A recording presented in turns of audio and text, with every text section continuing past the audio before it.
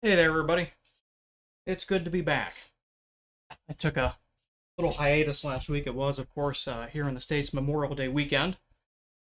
So I decided to spend the day in, of course, solemn remembrance as it is intended to be. So hopefully you guys were able to do the same. Hopefully you had a good weekend. Uh, like I said, it is nice to be back. I have a special project today. Uh, it is something I have and also have not made before. It's a variation of a pattern I came up with last August, I think it was. Kind of a horizontal slim wallet, something for somebody who carries a fair bit of cards and sometimes cash, but at the same time the mid wallet is a little bit too small for them, and also a bifold is too big for them. So this is kind of an in-between piece that really looks it's quite attractive, in terms of lines, and it's pretty fun and relatively simple to make. This one here is actually going to be a little bit unique in that we've picked some very, I hesitate to use the term austere, but very kind of down-toned, yet also rich and warm colors at the same time. It's using a taupe for the interior, which many people hear the word taupe and they kind of think, oh, that's not going to look very good. But they're wrong. Taupe is actually a very beautiful, beautiful color, especially when it's used nicely with other colors. So we have this nice, actually beyond nice, cognac matte alligator from Amtan. And you can look at that. That is just gorgeous. That is just a gorgeous piece of alligator hide right there. Just beautiful there. And it's going to be paired with, like I said, put it here. I put it. Now I've got some of it sitting here. This will be the color for the interior. And the customer, Jason, and I went back and forth at length about what we wanted to use for the inside here. This color goes with quite a lot of different things. And we went back and forth between using this taupe or using some brown museum calf. And ultimately, we both agreed that of the choices we had before us, the taupe looked the best. And it's hard to visualize because it's such a nondescript kind of color that you have to be able to look forward a little bit and really kind of envision what you're making to see how nice this is going to look. So when this is done, I'm excited to see it because I think it's going to be a very elegant. Actually, I think it's going to be a real showstopper once you see it all together. It will not be a typical color combination. It will not be quite the typical leather brown. It will be kind of colorful in its own way, but certainly not colorful in the way that those summer alligator wallets were. So it's going to be kind of its own unique thing, and I'm very excited to see how these colors play together. There was a lot of debate between us as to whether or not we should use the museum calf or use this, and what settled me on this is that I generally find I do not like to have interiors that are significantly darker than the exterior. And although it kind of looks on my camera feed there, it looks like this is much darker. In person, it actually is not. They're actually very tonally similar. So these are going to go together wonderfully. When you have this on the exterior, it's just gonna speak for itself, and then it's gonna be paired with this on the inside. Just very, in my opinion, the height of elegance. So I'm excited to make this one. It's like I said, it's a variation of a pattern I've done before. So I don't have my usual acrylic templates here. I've done these up on cardstock. There's a little bit not quite unknown with making it, but not quite new territory. So it's a little bit in between there. So it'll be a fun one to make. I'm glad you guys are here. You probably have seen I had a poll going on in chat there. Today, of course, is June 6th, which those of you who are history nerds such as myself know is the day of days. H hour of D-Day has come and gone already. Today is, of course, the 78th anniversary of the Operation Neptune landings on the beaches of Normandy. And it, again, I am a huge history nerd. I'm a rank amateur history nerd. So if you're used to hearing podcasts and things like that of Drachenfell and others on YouTube, I'm grieved to tell you you'll be sorely disappointed by me today. I have no real agenda to talk about, but again, it being the day of, I like to kind of ramble at length there. So I gave you the choice between me talking about the Battle of Midway or Normandy and Operation Neptune, and 9 of you felt strongly enough to choose the Battle of Midway, so we're going to go with that for now. That said, I'm going to start off with a piece here that was sent to me by my good a colleague and a good friend, Steve Knox. This is actually an account from his grandfather, this gentleman here, Gerald Moran, about his landings on Juno Beach with the Canadians. It goes like this. It says, Lieutenant G.V. Moran had number 5 platoon and said that as they approached the beach, they came under small arms fire depressed to ground level. Quote, Frank Ryan was the first man ashore from our craft, followed by his section of 6 men, then myself with platoon headquarters and the other 2 sections. We were not too interested in looking around to see whether anyone else had landed or not, but reached the doubtful shelter of the seawall. It would be hard to estimate the width of the beach, but since the tide was well out, I would hazard a guess of 300 feet at the time of our landing, and every square inch buzzed with small arms fire. The seawall offered some protection from straight ahead, but not from enfilade fire, since from the houses up and down the beach, and since there were no troops landing on our immediate left to keep the enemy occupied, they threw everything at us. All officers with the assault carried rifles and wore the same gear as the troops so as not to be conspicuous to snipers. I had given my pistol to A.R. Foster, who was carrying a portable flamethrower and could not handle a rifle, too. Unfortunately, a rifle slug went through the compressed air ball of the flamethrower as he ran from the assault craft, and he shrugged it off into the water. He continued on with the pistol and later made use of it in helping clear a strong point, suffering damages to his feet when a prisoner tossed at him a grenade he had been concealing behind his head while his hands were up. Too many of us had bunched behind the seawall, and the second wave was coming ashore. In order to get the men moving to their objective, I stood in the open and shouted at the top of my voice and, making vigorous motions with my arms, urged the sections around the wall and forward, standing with my back toward the upper beach and A Company's position. Apparently, a sniper in the upper part of a house in A Company's area was watching for just such an indication of authority and laid a sight on the middle of my back. At the instant he squeezed the trigger, fate invited me to turn, facing the water, so that I met the bullet with my left arm instead of my back. The slug passed through my arm, entered my chest under my armpit, and plowed on, coming out through the middle of my back. I didn't know this at the time because a mortar shell landed nearby at the same instant, and I spun around and fell flat on my face. Rising again, I discovered my left arm useless. Someone pulled me down, and I didn't stand again for a month. By this time, things had gone hazy, and that amazing team of Doc Patterson and Father Hickey were soon at hand. That's his account of landing at Juno Beach, and quite a remarkable thing. We very often think of Omaha and the Dog Green sector as being the definitive account of the Normandy landings, but there was nowhere good to be on any of the Normandy beaches as indicated here. So Steve was very fortunate to get to meet his grandfather and hear some of his stories there, and I thank you for sharing this with us. There's an addendum as well from a letter he wrote to his family in the hospital afterwards about how he's doing all right and not to worry, and that contrary to what they may have heard, he was in fact okay. So much concern among the family there, of course, of anybody being in this vicinity at this time in 1944. But Steve, I thank you for the account there. It's always good to hear from the people who did it what it was like, because their interpretation of it is often dramatically different from how we choose to interpret it years later. If you've watched Peter Jackson's excellent documentary, They Shall Not Grow Old, it's quite shocking to hear how the World War I veterans talk about their experiences there and how we tend to think of it as being absolutely horrible and horrific, but to them it was simply everyday life, and that was the normal existence for them. So it's if you're able to speak to veterans who are left about it, do so. You can learn a lot from it.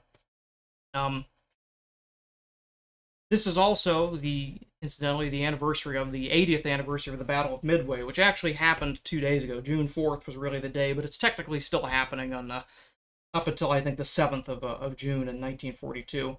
A big deal, big deal. Me being again, like I said, a huge history nerd.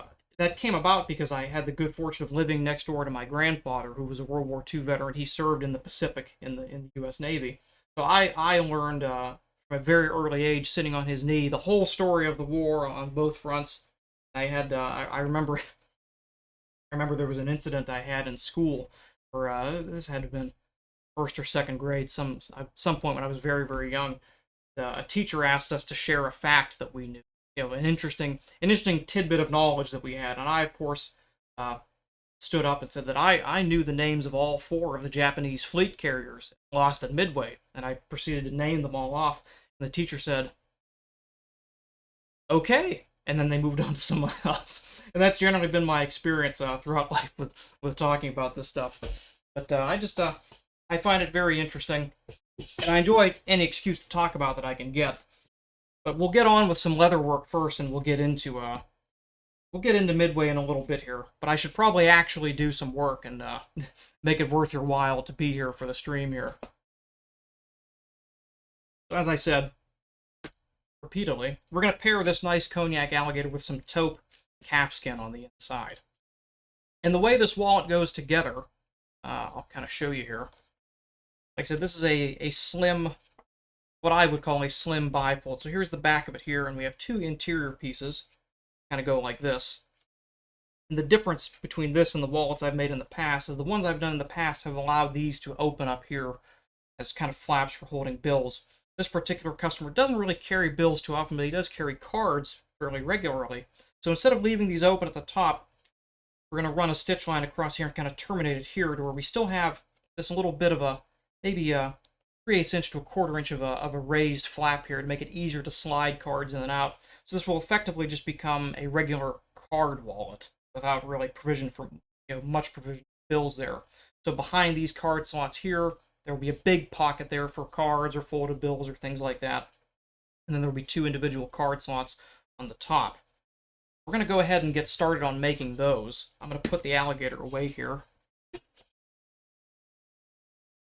Up and stow it safely on the chair over there.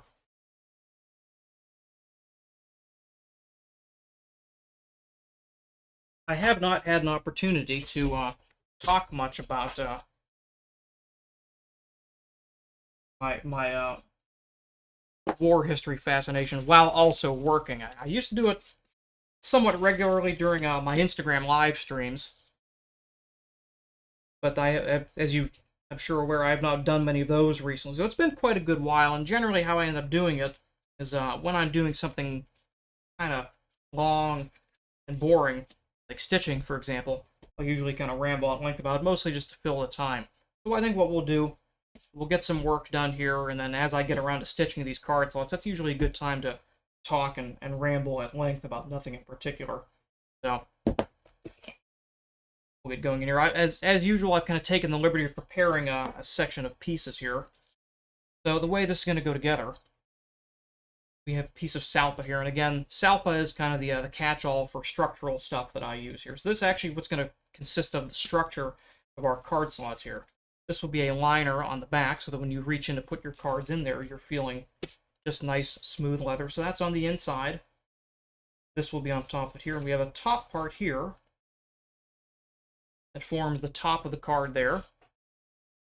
And then sections as well go over top. We have a single card slot there, and another one on top of it. I generally try to design most of my patterns around similar shapes and similar sizes, so that I'm able to reuse some of my other pattern pieces. So most of my horizontal wallets like this use the same size interior card slot. So I can just take this one pattern that I've made and use it for everything. And in this case, we have the nice rounded edges there, and it actually is basically two card wallets turned on their side and stitched to the back. So I am able to also reuse the pattern for my card wallets, because they're all the same shape, the same size, and they work exactly the same. So we're going to go ahead and start with getting our card slots put together. And I have these again cut out, all the pieces here as well. They need to be lined.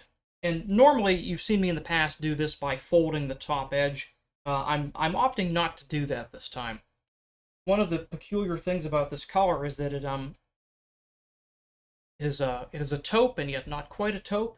It is a brown and not quite a brown. There are a lot of different undertones in this that make it interesting, and that consequently makes it also very difficult to edge match. So if we were to do a folded edge on this one, you'll note that we have the nice, as I typically do, the scalloped upper edge of our card slot down here. This would have to be cut and couldn't be folded easily, so it would have to be painted to match. And if we had a painted edge and a folded edge that didn't quite look the same color, that would be a little bit odd inside. So I've opted instead to do these a little bit differently. I'm going to trim all the top edges and paint all of them. That way, even if the color is not an exact match to the leather, it is an exact match to all of the edge paint elsewhere on the wallet. So it will still kind of pull it together and look nice. And actually, I'm going to use the Havana from Uniters. It is almost a dead ringer for this color, and also very, very close to the alligator itself. So combined with that and then the thread, which is again almost a dead ringer for the alligator. It's a little hard to see with the light there. Don't have a lot of good light coming in today.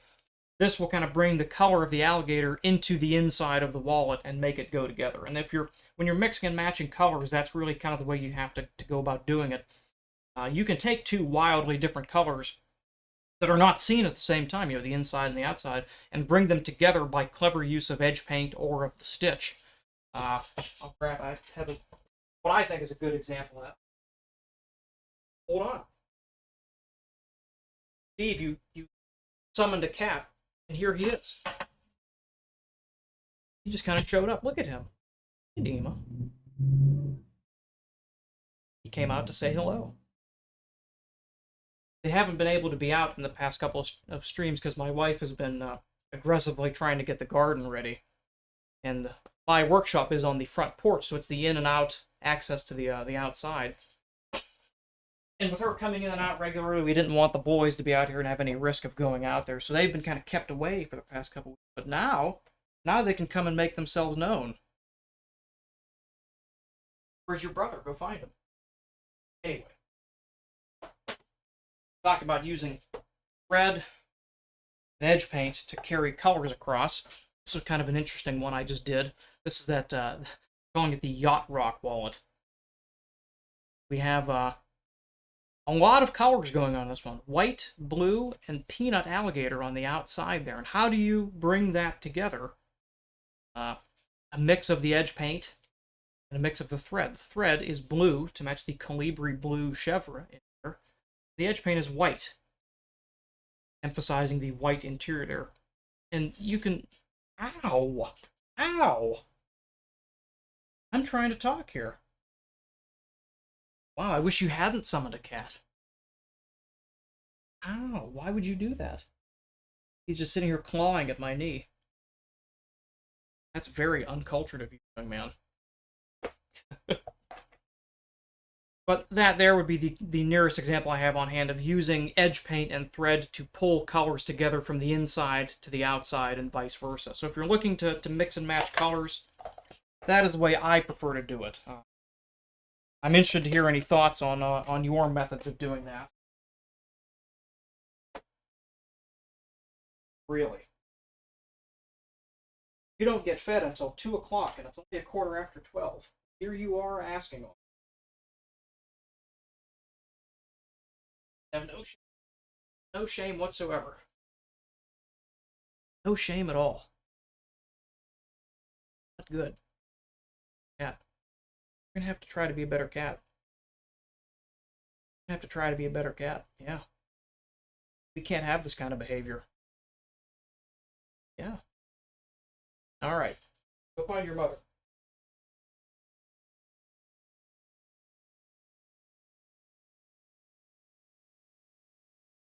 So anyway.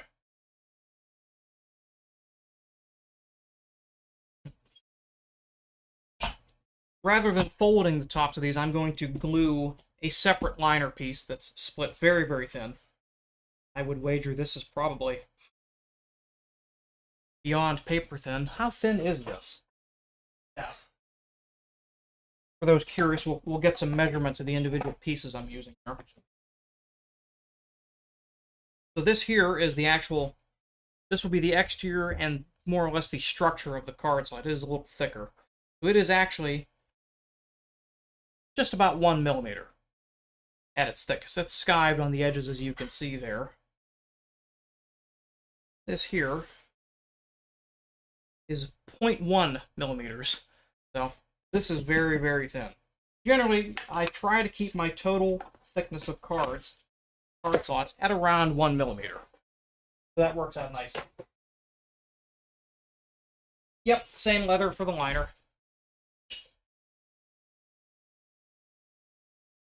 Although now that I look at it, I actually think I'm going to recut these because I don't like the way they were skived. I think I'm going to put these away for another project another day, and I'm going to remake these. I can feel my belt skiver. I must have not had it set up properly when I did that. I think I had it set to split instead of to skive. There's a noticeable ridge on there that I don't like. I'm actually going to redo those here. A bunch of these pieces here. One will answer nicely.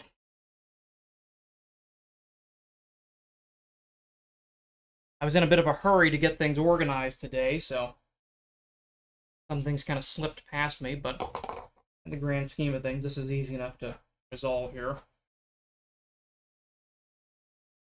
Although I hate, quote-unquote, wasting material, it is certainly better to do it right. Again, the reason I'm choosing to remake these is I thought I had skived those, but again, my skiver must have been set to split rather than skive, because there is a noticeable lip on the skive there that I don't like. I'm going to redo these. That wouldn't matter a whole lot with other leathers, but with this one, when you're gluing them together, and you're working the glue down, it is surprisingly easy to show those kind of height differences on the outside of it, and we don't really want that. Yeah, I'm glad you could join it, Jason. It's I like doing this for people. I think it's it almost I dare say it sounds almost kind of pretentious to say it, but I like to think that I offer not just a product, but an experience as well, and that you get to actually see your thing being made. Not a lot of people would do that, and not many people are foolish enough to live stream themselves working for the customer at the same time, but I happen to be one of them, so we're going to do it here. I'm just trimming these roughly to shape now. I'm going to have a quick hop over to the bell skiver again.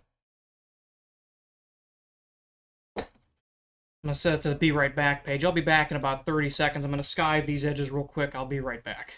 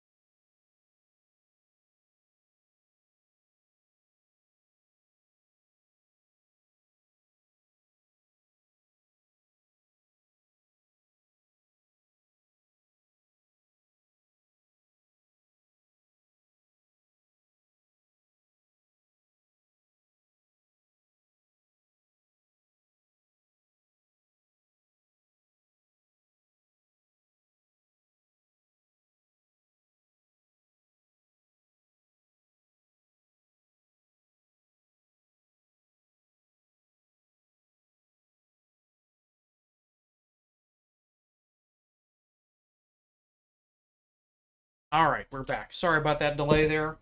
As I keep saying almost every stream, I really need to get another camera for the bell skiver, but I'm very careful about how much money I spend at this point, so I either need to sell more wallets or somebody needs to smash that super thanks button. I should make a fund for a new camera fund. Oh my god, cat. You're going to kill me. You're actually going to kill me. You might not have seen that, but he tried to trip me. Nearly succeeded. And then he looked up at me and had the nerve to meow like it was my fault. Unbelievable. You need to do something with yourself.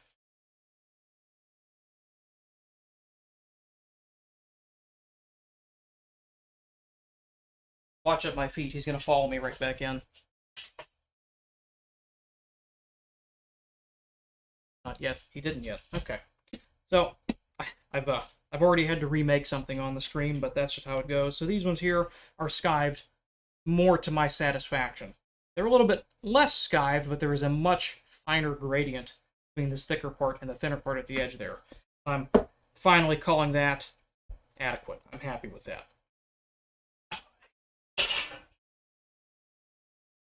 Where did I put the... Oh, here it is. Here. Very good. So you can see the difference between these two pieces. These are the same leathers,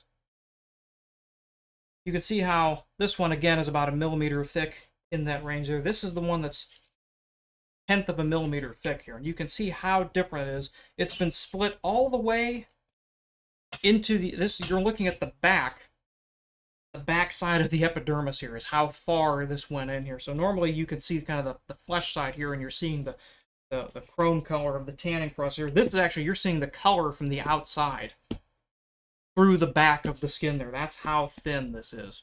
You don't normally need to go that thin, but again, I am working with slightly thicker interior pieces, so in this case, I'm going to do that. If you do find yourself working with leather this thin, one thing you'll want to be aware of when you're using your glue is that it is thin enough to the point where your glue will soak through it, especially water-based glue. So me being what is commonly known in the business as an excessive gluer, I have to watch out for a little bit. And you may see, as I do this, you may see some dark spots kind of come through on this side here. Those will lighten up with time, and again, being as this is the back of the wallet, it doesn't really matter that much because it is not something that you see. No chance of that happening on this. Somewhat of a chance happening here. So we'll kind of see how that goes there.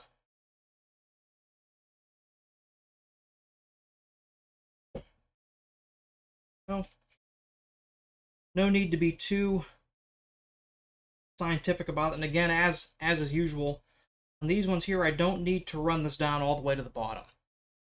That little 1/10 of a millimeter, I don't need to run that all the way to the bottom down there. It'll save me just that little bit of extra thickness down there. Again, nothing too scientific, just going to lay the pieces directly on top of the, there. Just trace them out.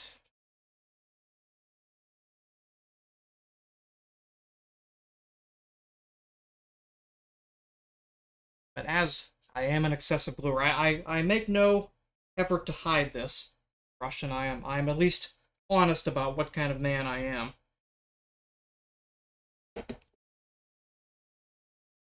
And my friend Steve Knox there, the one who kindly provided his grandfather's account of Juno Beach, is also the same man who keeps making GIFs and clips of me gluing excessively. Again, you'll notice I'm kind of shifting this way and that, just trying to make use of the thin parts of the hide. I'm trying to avoid this thicker section here. These being liner pieces, it matters much less the orientation of the grain on this. On the visible parts, you want to keep it all kind of consistent. On these invisible parts, you're only ever going to feel it with your fingertip. Makes much less of a difference. Thank you, Russian. That's very kind of you. And it's also worth noting that the man who provided this leather to me all the way from foggy London town is, in fact, my good friend and colleague Rushton there. Rushton, why don't you share with us what you did for the Jubilee? You feel so inclined.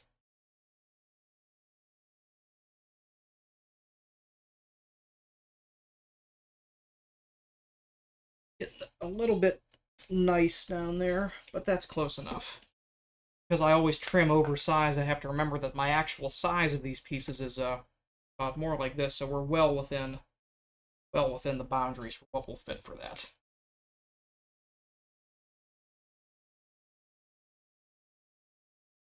That is probably the thinnest split I have ever seen. My word. But very useful, as it happens. Very, very useful to me. Oh, it's beautiful days here in Ohio over the weekend. Absolutely marvelous. Absolutely magnificent, as far as to say. Separate these out a little bit. I'm going to glue these on top of a piece of wax paper, just to kind of keep things clean. My workbench is an absolute shambles at the moment, so please forgive me.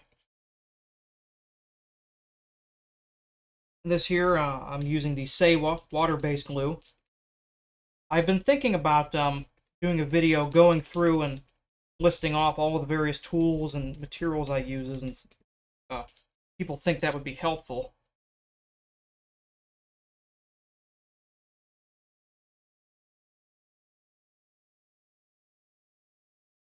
It's actually so thin I have to go back to how I used to work applying decals to cars. I'll tell you what, that actually laid down very nicely. we get a little bit of glue on the outside, it doesn't matter. This is a very clean water-based glue, so it's easy to wipe up. I always kind of anticipate on having at least a little bit of excess glue somewhere, so I always keep a little damp towel handy. I would always opt to have too much glue versus not enough glue. That is just outrageously thin. It's actually more difficult to glue this down being so thin than it would have been something thicker, which is not necessarily what you would expect. Yeah, Russian, this is the Zonta calf skin, the taupe calf skin, so not the museum calf, which is one that we looked at, but this is the taupe calf skin. I don't see why you would need to... I also have only ever used it on applying one side. I don't see why you would need to use it for both. That surprises me that that's their official recommendation. Don't quote me, but I would go as far as to say that may be the case of shampoo companies with the old rinse and repeat kind of thing there. Because it works absolutely flawlessly for me, just applied to one side. The only times I've ever had issues with it bonding was on the flesh side of chrome tan to other chrome tan, so Chev, Saffiano, etc. Those are the only cases where I have had issues with it bonding. So that would be one instance where I could see that might be what you'd want to do. There's one down. That was actually very, very finicky. I find myself wishing I had gone my normal way and used just two thinner pieces rather than just one thick and one thin, but here we are. Beyond the complications of gluing it, it is work just.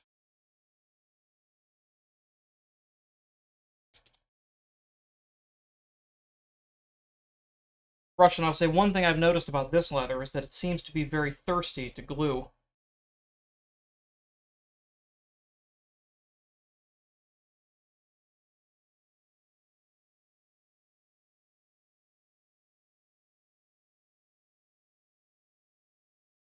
Oh,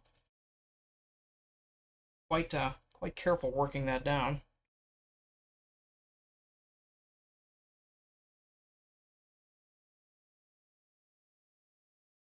Up under the edges there, make sure everything's nice and snug. Now, for those of you who are concerned about, the bond at the top of this, bear in mind, like I said earlier, this will be edge painted, which itself is effectively another layer of adhesive when done properly.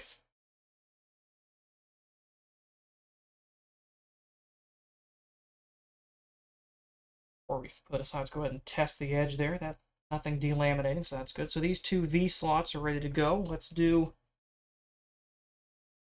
the full card slots. And these ones here run the full length, again, because, as I've mentioned before, even with something this thin, even with something like this, on the outside, you can feel and notice that step, even with something 1/10 of a millimeter thick. On the very exterior card slots, I run those to the full thickness, and that avoids any visible bumps or bumps underneath.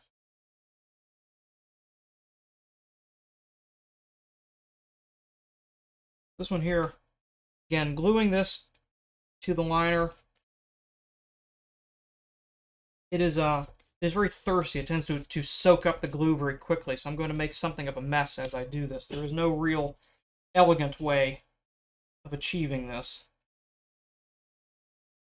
So do not look on with too much horror as I do this. You're going to see a lot of glue applied in a very short amount of time.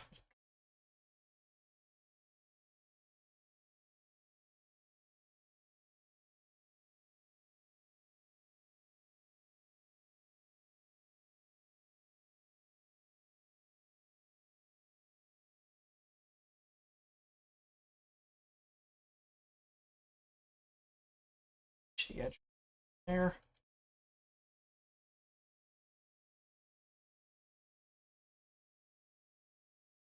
Peel this back a little bit. Up to the edge there. Up to where I stopped applying glue.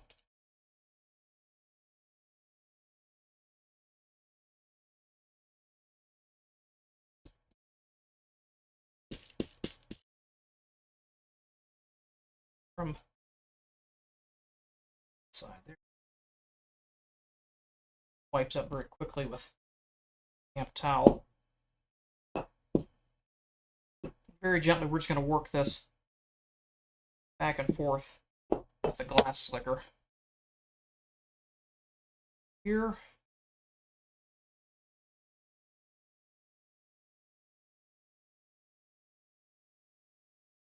And there is pretty good. We'll check that one again when we go to edge paint it. And the last one. For now. We still have to do the backs of card slot assemblies, but we'll get to that later.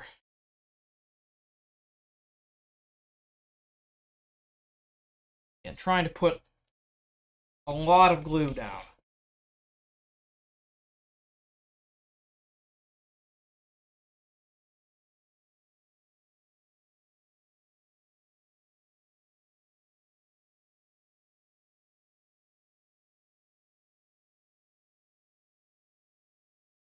When you're working with something like this, you want to be spreading your glue, starting in the middle and working your way towards the edge.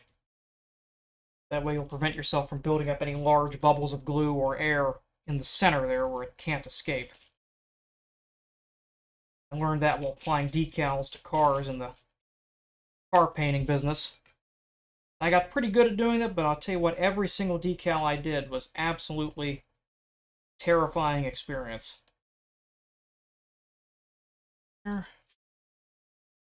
Over and we'll down a little bit from the outside. We're not applying a whole lot of pressure here, just enough to spread the glue a little bit. If you apply too much pressure, you can actually deform and actually glue this on a curve accidentally, which is not what you want.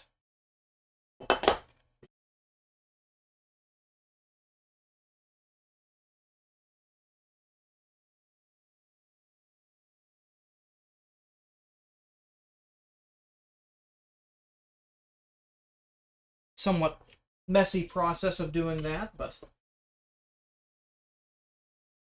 I guarantee you that even with having done that and having done it, I think, pretty thoroughly, we will still end up having to glue more of this. We will find spots as we trim these to shape, need more glue. It always happens. So, promised I would talk a little bit about Midway. I'm going to try to stop talking about what I'm doing, and I'm going to talk a little bit about that as I do this, because all of this here, this is pretty much nothing new. Those of you who watch the stream, you've all seen this before. If you've watched any of my YouTube videos, you pretty much know exactly what I'm going to do. I'm going to trim these all to shape. I'm going to crease the top edge, and I'm going to get a coat of edge paint on the top edge. This is all very unexciting, not thrilling stuff. If you have any questions about what I'm doing, please do ask. There we go. I couldn't see me there. Again, if there are any questions about what it is I'm doing or why I'm doing, as I ramble at length about something that probably only I care about, please do mention in chat. I'm happy to expound on that. Midway was one of the first things my grandfather told me about. Other than Pearl Harbor, he and his 4 brothers joined up, all enlisted in the Navy immediately after Pearl Harbor happened. And I always found it interesting that he mentioned specifically that they, having grown up in the Depression, they didn't even know where Pearl Harbor was. Hawaii was just a U.S. territory at the time. It wasn't a state yet, so it was not something that people talked about much, and certainly not the naval base there. It was not well known in the national lexicon. So this was kind of a surprise to them to hear about this. And again, instantly, within days, they had all gone through the process of enlisting rather than waiting to be drafted. Growing up in the Depression, they were pretty rough off. My great grandfather had passed away in a mill accident. So it was just him, my grandmother, and his 4 brothers. So as you can imagine, she had a difficult time taking care of them, but they made it through. So the Navy offered a chance for him for the first time, almost in his entire life, to actually get several good meals a day. If I put my template.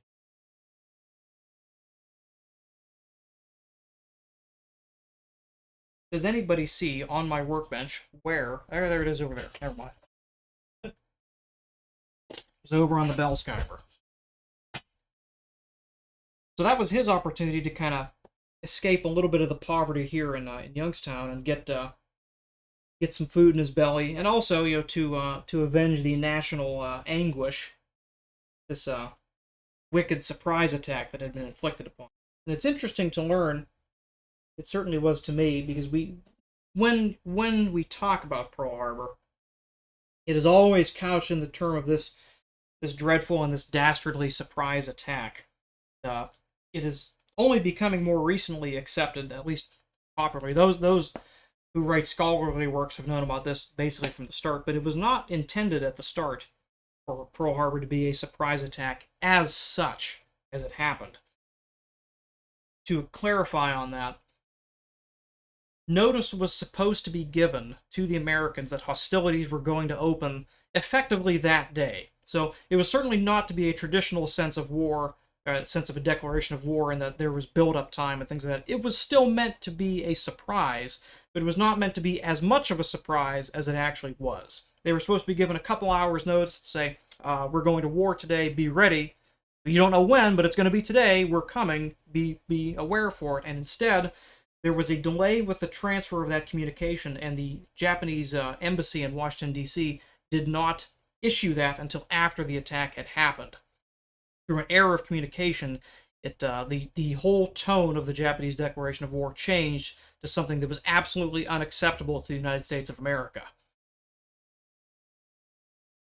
That is a good question, and forgive me, is it Saeed to pronounce your name? Forgive me if I'm pronouncing your name incorrectly there. That is not an answer I have. Russian might have a better answer to that than me. I find that most calfskin I have worked with generally is all pretty tight-grained. So my interpretation of it is, in my experience, is that I have not noticed that matters, but you may ask Rushton about that. So he would probably have a better answer for you than I do about that. But thank you for the question. Like I said, I wish I could tell you more about it. Getting back to the history nerd stuff. It starts at Pearl Harbor, naturally. That's the start of the war. But that was where my grandfather started telling me about his experience with it. And so by the time he had completed his training, Midway had already happened. And it was known to be, it was known across the Western world as a fantastic and incredible victory. And it's been couched that way in popular Western media basically ever since. This incredible victory against all odds, against long odds, and with a bit of luck, and in particular, the plucky Americans fighting the big Japanese, and they win. More recently, this has kind of come out as not really the case. The Americans had far better odds than we tend to think about. And I'm quoting the eminent book Shattered Sword by Partial and Tully. This came out in 2006 now. And almost 20 years in, it still remains basically the definitive account of the Battle of Midway, and told primarily from the Japanese side, which is something we only recently have started to have. A lot of the Japanese records are not non-existent these days. Either destroyed by the Japanese, or just not translated, or just plain, obfuscated by, military intelligence. It's been difficult to tell the Japanese side until relatively recently, and frankly, there has not been a lot of interest in it, from Western audiences until now. I find hearing it from their perspective to be especially interesting. So if you want a good account of what really happened down to the details, Shattered Sword remains the best account of it. And we've come to learn that despite having outdated and obsolete equipment, not really knowing how to use what equipment we did have, our odds were far better than we would have thought, or than we would certainly allow ourselves to think for 60-some years. between having 3 aircraft carriers and an unsinkable aircraft carrier, Midway Atoll, uh, we were we had rough parity with the Japanese. Now they certainly had better equipment and better trained men, but as we've seen, being in the right place at the right time and knowing the intentions of the enemy before they know yours and knowing where they are before they know where you are can very easily account for all of that. We knew far more than the Japanese ever could have possibly anticipated. And that is largely thanks and due to codename Hypo, which is the U.S. Navy code breaking office at Hawaii and also the one in Washington, D.C. We had been reading the Japanese mail. JN25 is the Japanese cipher code. We had partially broken it. By the outbreak of hostilities, we could read about 10% of their communications, and by the time of Midway, we could read almost 20%, which is quite good, and it would get better as the war went on. But we knew that there was some major operation coming on. We weren't exactly sure where, and of course, this is the part that's always made a big deal of in the movies. The classic decision to have Midway broadcast an open, unencoded transmission that their water condenser had broken down. And immediately we see a response, and we're able to read it in the Japanese code that the target is now short on fresh water. AF is short on fresh water. AF being the code name for wherever this operation was going to take place, and thus we know definitively now that Midway is going to be the target of the attack. One of the greatest examples of signals intelligence in modern, probably all of history, I would say. The greatest intelligence coup, and certainly the most exploited intelligence coup in history. We were able to know weeks before where the attack is going to take place, down to the actual Japanese order of battle, and that we know what ships are going to be where and even when. All of this is able to be deduced just from being able to read 20% of message traffic, is how good this information was. I have not seen the more recent Midway movie, but I know it makes quite a big deal out of this, and them, there being certain degree of political intrigue as to whether or not this information could be believed. It was pretty well accepted. Nimitz knew that he could trust his people at Station Hypo, and the big guy in charge of that was the name of Joe Rochefort. And I actually have an interesting anecdote. I knew a friend of mine told me this. He was as big of a history nerd as I was. Well, Room 40 had it. Yeah, Room 40 had its day, but it was not exploited to the same degree that Midway was. There was not the degree of trust and understanding for Room 40's information as there was for Hypo's, which is a great loss. Even though Jutland does happen, they do not exploit it to the same degree as Midway.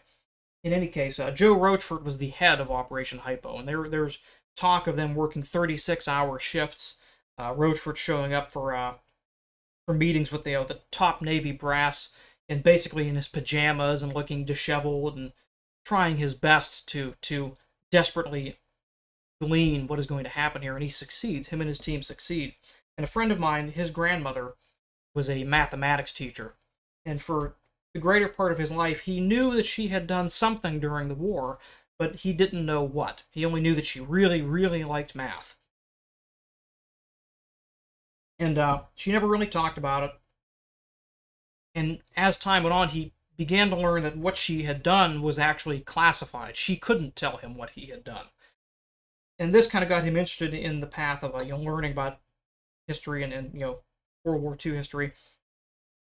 And at some point, for whatever reason, he's having a conversation with his grandmother, and as kind of an aside, for whatever the butt of the joke was, he said, AF is short on water, as kind of a joke, and that he expected her to know what that meant. And he said that her tone of voice changed, and she kind of looked at him, and she said, I can tell you that Joe Rochefort was a genius. And at that moment, he knew that his grandmother had been one of the staff there, working with Rochefort to decode these Japanese these Japanese transmissions as a mathematician, is what she had done. And that was how he sussed out what she had done during the war. And he never talked about it, he never made her talk about it, but he thought that was just the coolest thing ever. I think it is too. And one difficulty when you're using the same color, you have to figure out which side is which. This is the back side.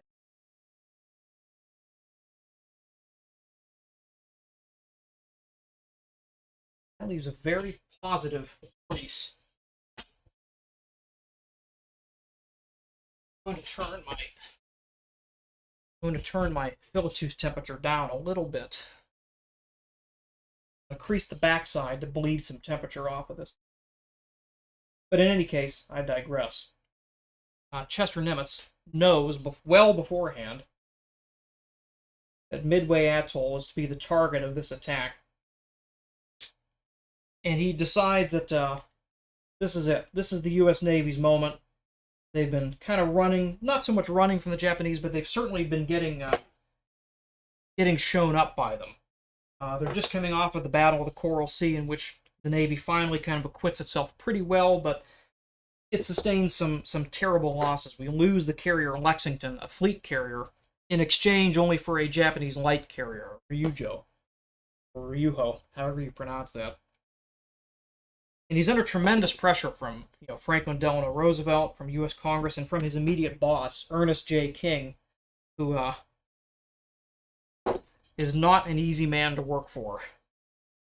Ernest King is a very complicated historical figure, and I know only enough about him to say that he's worth reading about. So if you're interested in this kind of thing, definitely do yourself a favor and read up on Ernest J. King. He is the most powerful admiral in human history, commanding both the U.S. Pacific and the U.S. Atlantic fleet in the Second World War. An absolutely phenomenal task for any man, and one that he ultimately proves himself more than capable of handling. But Nimitz is in a hard place. Our new fleet carriers are not going to be built until 1943. We're basically running on the few that we have. Yorktown is very badly damaged at Coral Sea, and it's questionable whether or not it will make Midway at all. It pulls into Pearl Harbor for immediate repairs. And through the grace of God and through long, difficult work, they managed to repair the Yorktown in time to join Hornet and Enterprise in time for the Battle of Midway. And they're facing off against 4 frontline Japanese fleet carriers.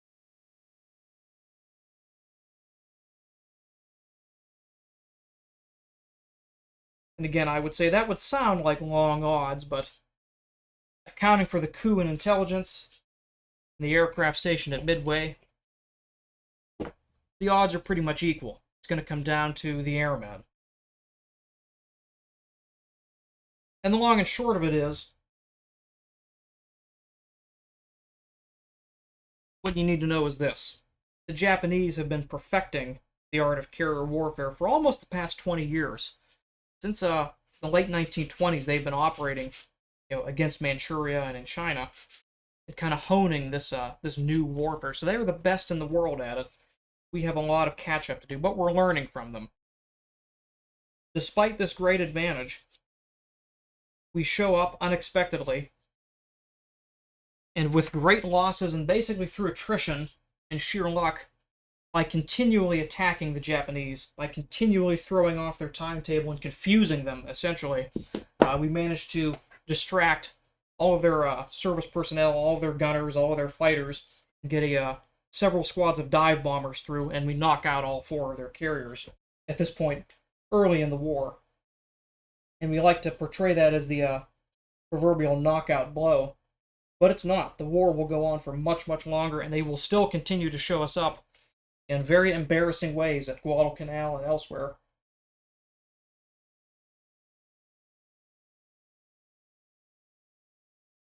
But to kind of put it into perspective, there's the classic story of Torpedo Squadron 8, VT-8. And they are flying obsolete, slow, garbage aircraft, the Douglas TBD Devastator. Terrible, terrible aircraft.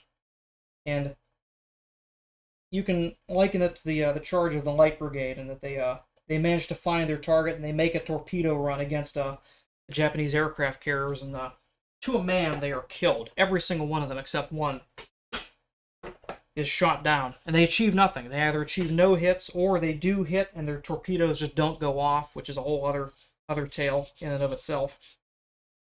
But they basically, all these torpedo pilots more or less sacrifice themselves in order to the common telling of it is in order to distract the Japanese pilots and fighters and gunners from the dive bombers who end up managing the real knockout blow. But it's quite a story, and I recommend reading up on it. Again, Shattered Sword is the book I would recommend about it. It's interesting now because a lot of these ships are being the wrecks are being discovered. We can tell a lot more about them than we ever knew by actually looking at. You can see the battle damage, see what happened to them, and more importantly, we have the benefit of actually having some war graves. People who these men belong to can say at least they know where their loved ones are at rest.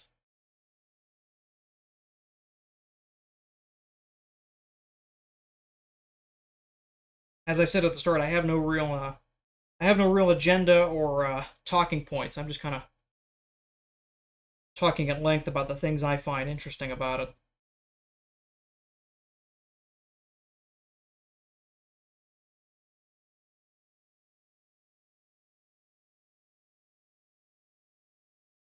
There's the first 2 card slots set up with a coat of edge paint on there. Yeah, the tales of those first meetings between the British and the Americans when the Japanese declared war and the Germans declared war, and we realized we were finally allies together, willingly or unwillingly. Those are some very interesting tales, because you have people in the U.S. government who are ordering from outright Anglophiles to outright Anglophobes, and King was definitely an Anglophobe.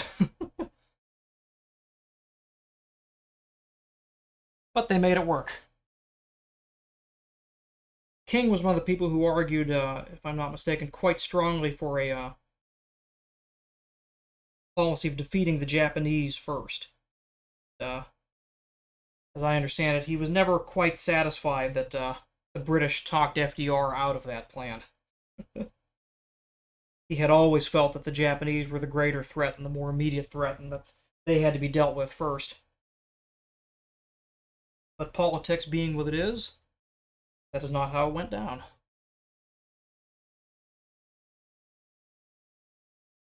Alright, we're going to let that edge paint set on those before we can spread it.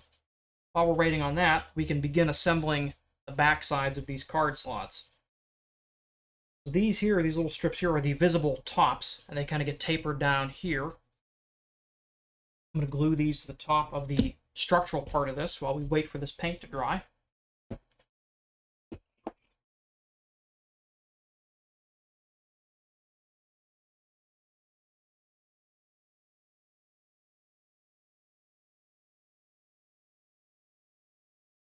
The thing that I always find mind-boggling about the Normandy invasion is the sheer scale of it.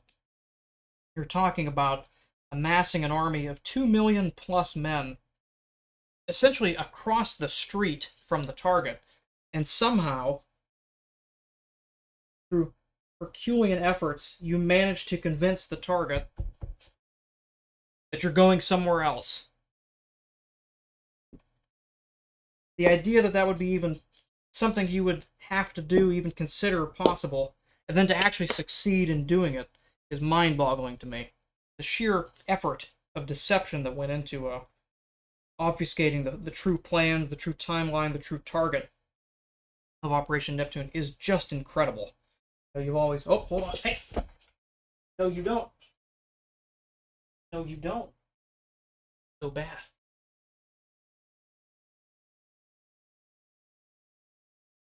Very disappointed in you. Cannot pull the wires on my fillet tubes. So,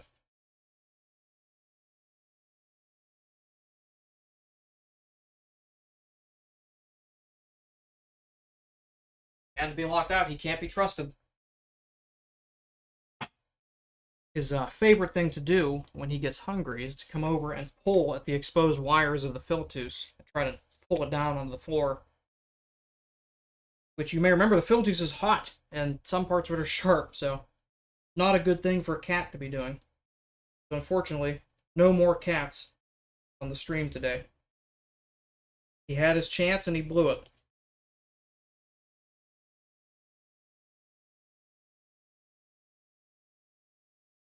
But I've always found it kind of awe-inspiring, getting back to the topic at hand.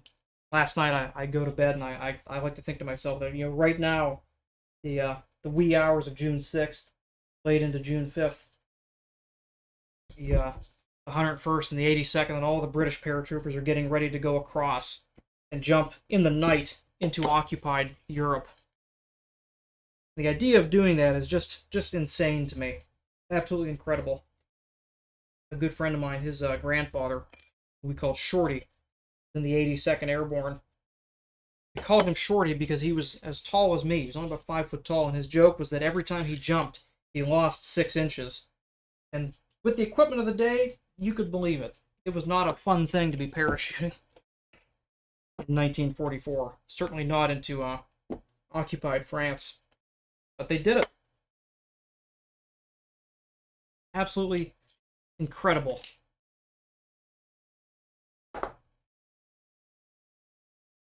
Talk about the idea of bravery and of courage. People think that it means the absence of fear, but it is not. All of them talk about how desperately afraid they were at basically every minute, especially in the lead up to and the moment of jumping out, and every man, no matter what he did, and the fear of the coming days, whether they were coming in on the beach or jumping out of an aircraft or being on board a ship, all of it was terribly, terribly frightening. And yet they carried on anyway. Number one, what choice do they have? But they always talk about the other thing. Either their family back at home or their immediate friends or their brothers in arms who are counting on them to do their job, and vice versa. That brotherly bond, people who need you and who you need, cause you to do extraordinary things, extraordinary times. And I'm very grateful that I have never been called on to do anything extraordinary, and I hope that I never am.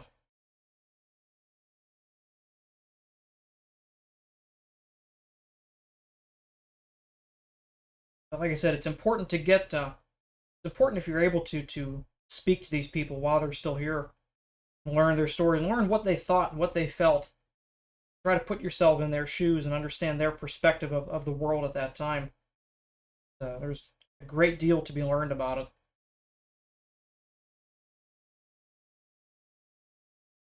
I like to think I have a pretty balanced view of the world, mostly because of how much I've read of people who did these kind of things and had these kind of experiences, and having spoken to those that I can, I find it very enlightening.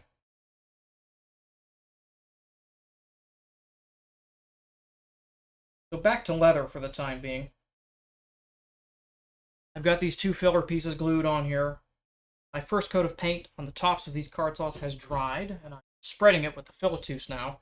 As I'm doing so, I'm looking at that edge, because again, this is not a folded edge. This is 2 layers glued together at the top.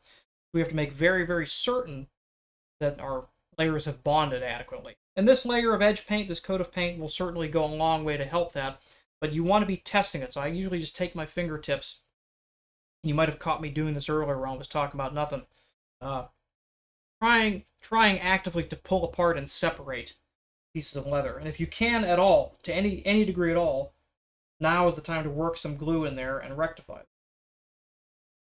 I've seen people, I get the idea that people kind of think there is something wrong with doing that, at least with people who are relatively new to this. They kind of think that, oh man, I did something wrong while I was gluing it, and that's not necessarily true. So, this leather in particular kind of has issues with being glued particularly easily, and that's just the way it goes. Some leathers are good, some leathers are or troublesome. This is one of the troublesome ones. That doesn't necessarily mean you've done anything wrong. It just means you need to be a little more aware of it. So now I'm taking a piece of 600 grit, kind of going over the edges, getting any little burrs off there, any little dirt nibs, smoothing out the surface just a little bit. I'm going to prepare this edge for a thicker coat, which will be my final coat, and that will really seal it down.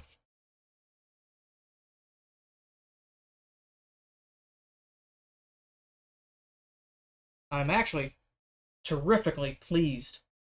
What a good, I mean, that is, I did not think at the start that the Havana was going to be such a close match, but it is absolutely, I would go as far as to say it is perfect. It is a perfect match for this, and that's going to look extremely nice. Oh yes, here, play this out real quick and just get a feel for how these are going to look together. Because as I said before, it is a little difficult to visualize colors like this. They don't capture the imagination quite as much. Some light on that. I like that. That's going to look beautiful.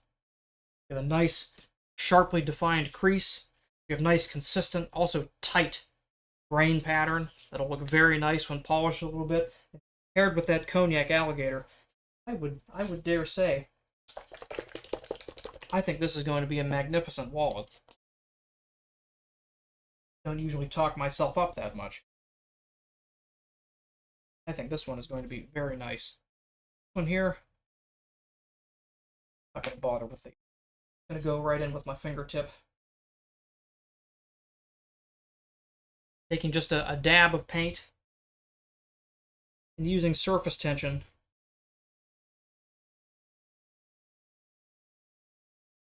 perfect to apply that.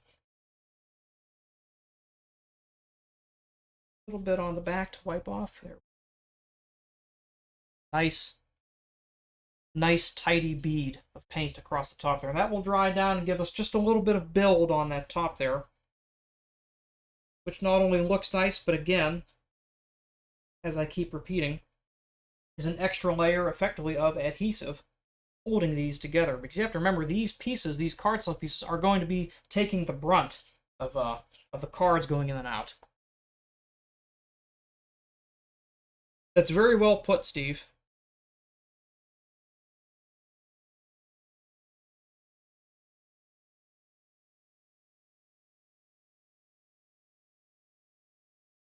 This one here, the reason I shake this one, Kelp, is this is an older bottle. So it's actually down about, it's down about 2/3 of the way. There is a lot in there, and it's actually, I haven't used this color for quite a while, so it has sat for a bit. Normally, and especially when I do it with my Aqua, I will stir it, but this one here, it needs to be shaken. Paint must be shaken. When you can see any, let me find one here. I actually have one. Hold on.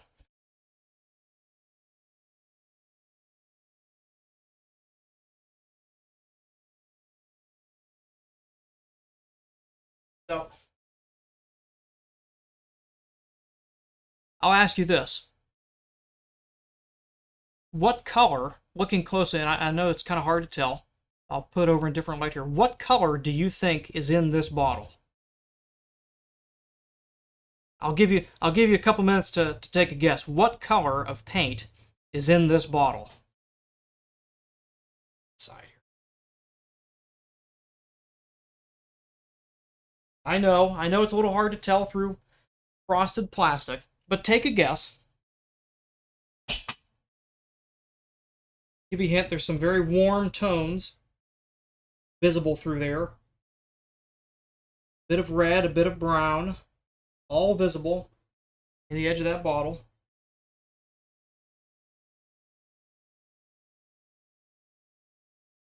Well, Steve and my brother are both close. It's actually a mix of the two. It's turquoise. Here's my brown paint next to my turquoise paint. I haven't used my turquoise paint in probably about 8 months. This here, you have to shake it. There is no stirring of this paint. It must be shaken.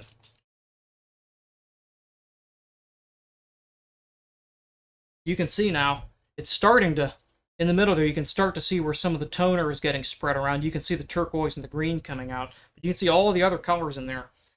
This paint was kind of similar to that in that we had a little bit of toner separation.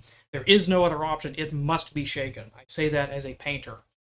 If your paint is fresh and it's been used recently, absolutely stir it because, again, fewer bubbles in there, but in this case, it must be shaken.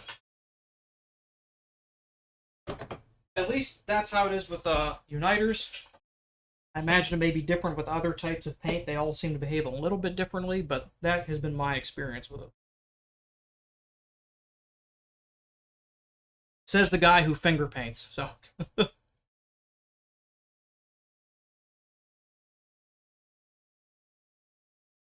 mean, yeah, you could do that, but I don't know why you'd go through the trouble of it.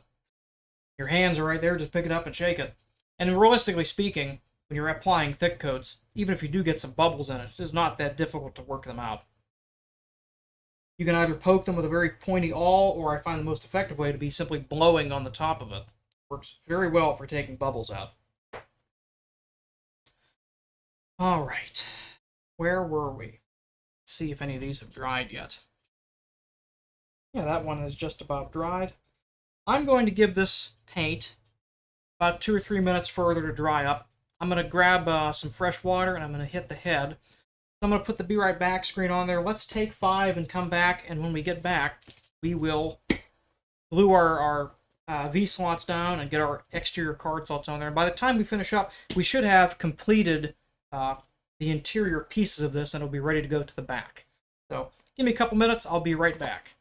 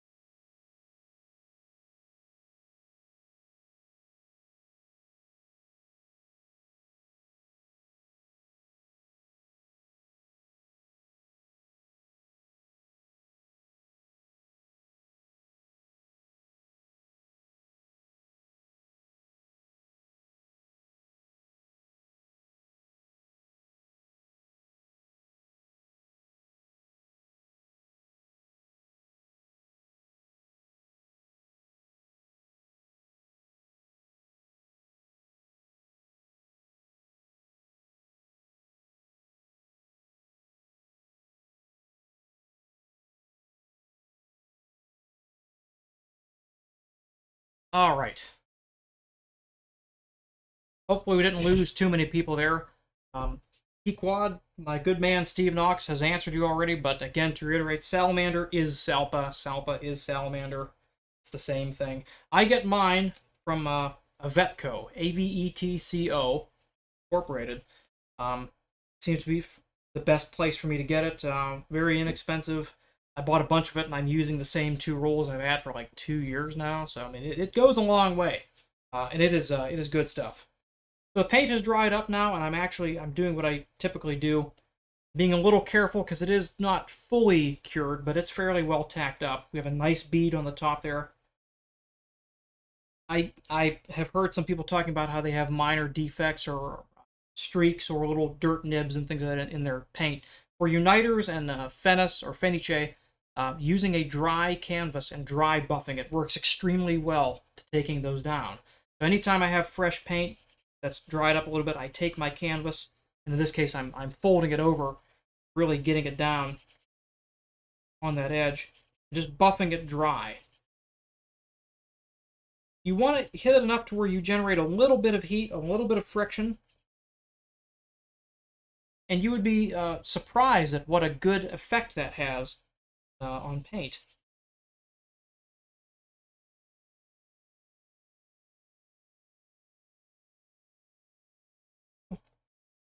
Good.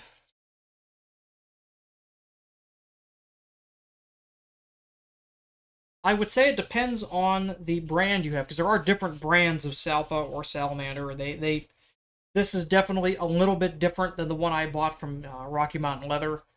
So they are not exactly the same, but for their intended use and for the way they're used, they're the same. I don't see much need to differentiate between the two of them. You can if you like, but I think you're splitting hairs at that point. Not a lot of benefit gained from the distinction.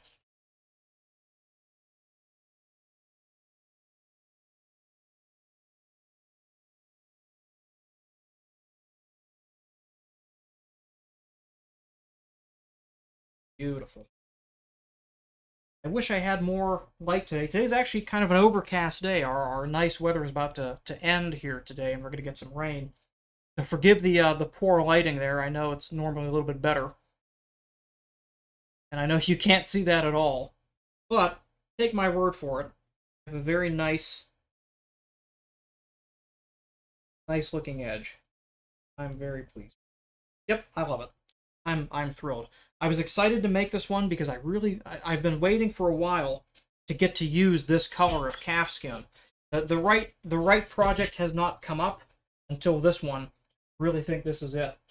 That cognac alligator, I could not have anticipated how perfect of a choice that is. We'd initially looked at, in fact, I'll grab it here.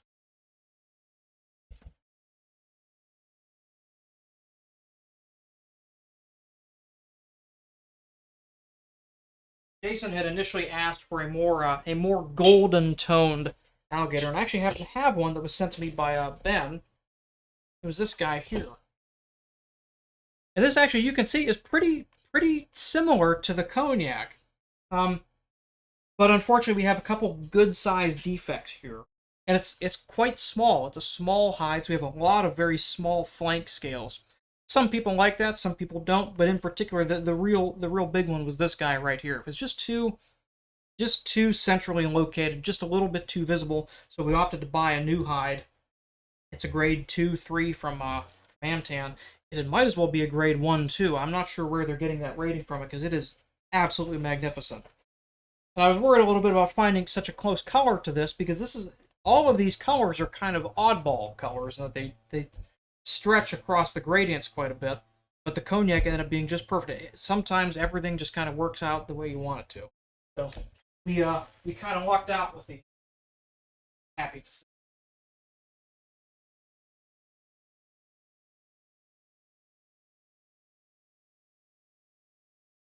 I've had other cases that didn't work out so well. You may remember the olive drab and the cherry alligator wallet. That was initially supposed to be all cherry on the inside, but when I got the cherry alligator, it was a totally different color than we had expected and did not work at all with what we were planning. So we had to revise it. Unfortunately, the customer was very understanding about that. what size? This is a 29 or 30 centimeter. So it'll have a nice, I'll show it again if you just joined and you missed it. This is a 29 centimeter 2-3. Again, might as well be a 1 or 2. The 29 centimeter cognac matte from Amtan. That is just beautiful. And we've even got a nice scar right there. Very, very desirable. Very, very tiny. A little bit more of it down here. Very, very teeny tiny, but it's there. You can just kind of make it out down here on these lower belly skins. This is a very, very nice skin. That's going to end up being like this. We'll get to take a look at it here. Again, talking about negative templates. This is so this is my template for cutting. This is what it was cut out of. The negative template is very useful for figuring out what you want to cut out. So here we have a very clear representation of what this could look like. You could go, I think I will probably go higher, stay in these straighter scales up here, but look at that. That is just more, and I love getting just a little bit, not too much, but just a wee little bit, these teeny tiny flank scales on the outside edge. I just think that looks so fetching.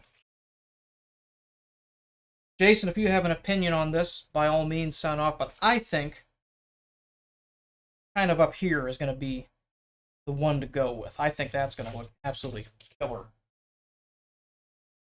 I'm excited to do that. I don't think we'll get to cutting this alligator today. What I may end up doing, Jason, if you don't mind waiting, I may end up doing the way I did the lizard wallet, where I think I may get the interior done up today and then pause. If you don't mind me taking a week in between, maybe we'll wait and we'll pick up next week with the actual finish and assembly of it. That way you'll basically get to see the whole thing from start to finish. So if you have any thoughts on that, by all means sound off on that, but at this moment in time I think that's what I'm going to do. I think I'm going to get the interior pieces made and then wait till next week, and then we'll put it all together on stream. So now we're ready to actually do something with these. Quickly, before I do that, cut the notches in this, and Russian, I know you've been waiting for it. Here comes the dandruff cam. I know you were waiting. Here it is.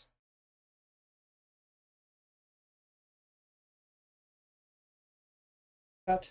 You'll see what this is in a second, just trust me. What I'm doing here is I'm cutting these little notches in the V-slots to allow the outer card slots to rest flush against the outside edge there. So when we stitch that down, that'll be a nice flush, straight edge on that. People go back and forth on which they prefer. I've come to find that there seems to be very little appreciable difference functionally in it. It comes down to more of an aesthetic choice. If you do it differently than this, it's perfectly fine. People sometimes make a big deal about questions of strength, and basically all of the structural strength of the card slots being on just a ½ inch there. This calf skin is very dense, very tough, very strong. I have no qualms about doing that with pretty much anything. So try it out. If you're on the fence about it, just try it. I think you'll like it. I think it looks great when you do it this way. Getting these trimmed. I quite like making these wallets because the least fun part of putting together a bifold is effectively this, getting all the card slots ready, getting them stitched down and glued in place and everything like that. Unfortunately, there's no way around it. It is what the wallet is. But these ones here have only 2 of these little guys, and it goes very quickly. And you get to see it come together in a much faster time frame. And I just find that very, very enjoyable and pleasing to make. It's the kind of thing where you can sit down in a day, if you're not doing anything particularly complex, like this one. But if you just want to do something out of some quick, Botero or something like that, some veg tan, you can throw it together in a couple hours, you'll burnish it and send it, and then you've done something, and you feel very good about it at the end of the day. These ones here take a little bit longer with all the edge painting and the folding and the layering and stuff of that nature, but even so, compared to like a 10-slot bifold, which is which is coming up in the next few weeks. I'll show you. These tend to go a lot quicker. They're a little more interesting. Take our scribe, scuff up the back of it, and this is where we're going to switch glues. The Sewa water-based glue tends to not work as well when gluing finish to finish. Works great for flesh to flesh, finish to finish, less so. We're going to switch to the Aqua contact glue.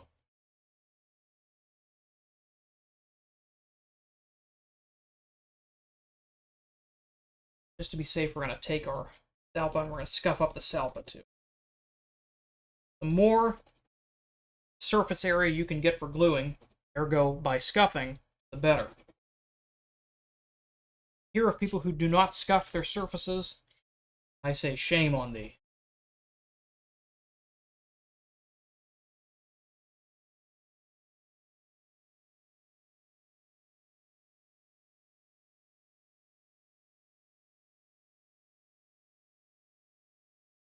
Oh yeah, that's... So now, this one here being relatively recently used, nothing's really separated. This one I will just stir. I mostly do that not for a matter of bubbles, but because since I'm reaching my spreader down all the way into the bottom there, I try to keep it away from the neck there. It just keeps my glue spreader from becoming an unholy mess.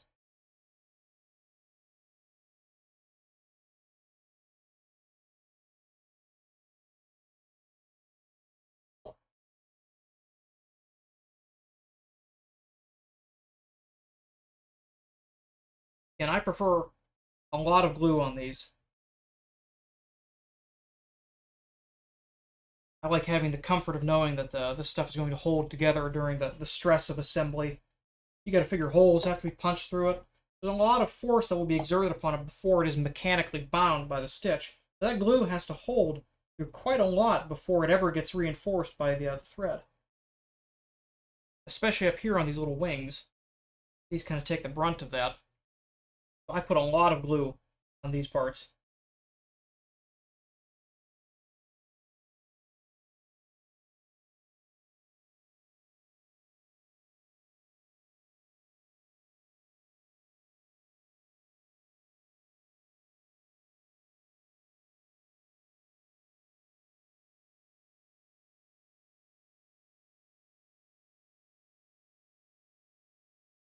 Calfskin is wonderful. I love working with it.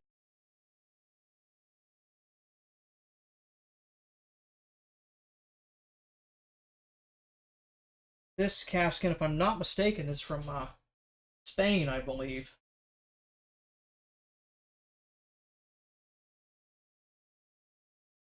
We have to wait a minute for this to set up here. And with the Aqua, you can tell when the glue is tacked up by when you can't see the white anymore. So when this white starts to turn transparent like this, we know we're ready to bond our pieces. My neighbor's coming over. Oh, I gotta talk to my neighbor. Hold on.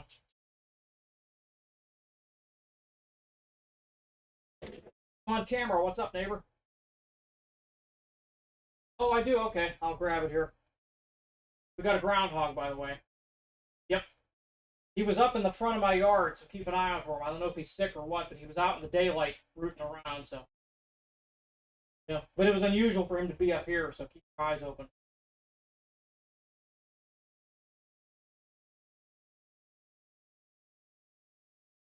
Yeah, I'm actually live right now. I'll talk to you later, yep. Have a good one. Thanks for the heads up.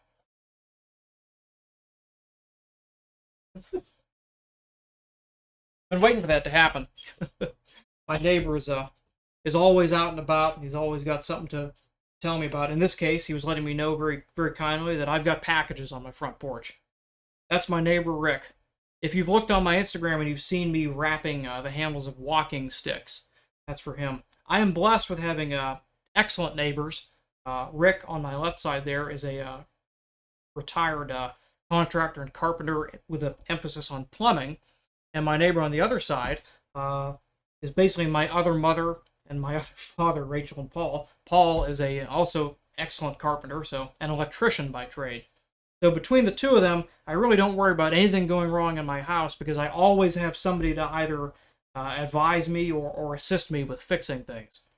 And when I built my porch, I had the two of them consulting pretty regularly on how I should go about building the floor of the workshop here. It turned out wonderfully. I couldn't ask for better neighbors around. I am blessed to have people who I care about and who care about me living in close proximity to me. So it is quite wonderful. So the glue is tacked up now. We're going to set that down. Work that in there. Spread that down. Glass slicker. And again, when we're using the glass slicker to spread these down, we want to move in the direction that we want to close the gap. So if I were to take the glass slicker and come down like this, we'd be spreading apart these pieces and making gaps there. I want to close the gap, so I'm taking it and pushing up. Lightly, mind you. We don't want to mark it, but putting some force down on it. And this one down here that's all hidden, we can just smack that fella down. There's our first card slot in place. Let's do the second one.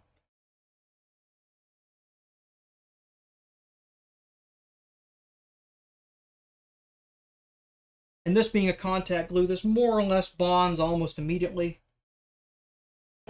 There's not really any need to wait for it. So we can actually go ahead and get right to punching our stitches for it.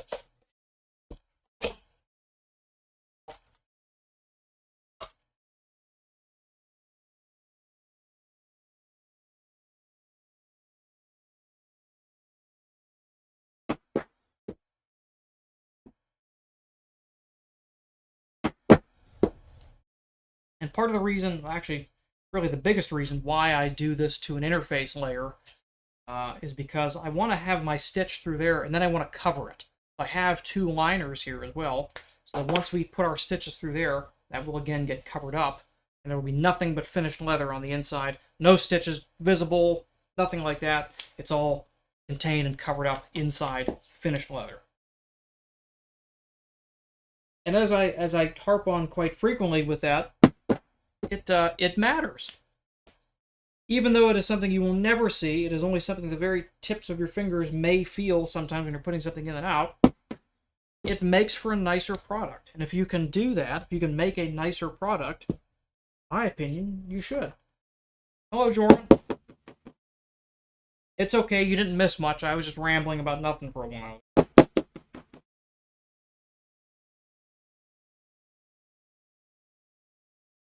So the thread I've picked is very close to the alligator, and we get kind of a nice warm contrast. You can kind of make it out there. This is like I was talking about earlier when I was showing the blue wallet. This thread is the color of the alligator on the outside, and that is going to pull the color of the alligator to the interior of the wallet and bring them together. So I'm excited to see how this looks. It's a little bit warm compared to this, but again, it doesn't matter. We're combining it with the color of the outside. It's gonna work beautifully, I think.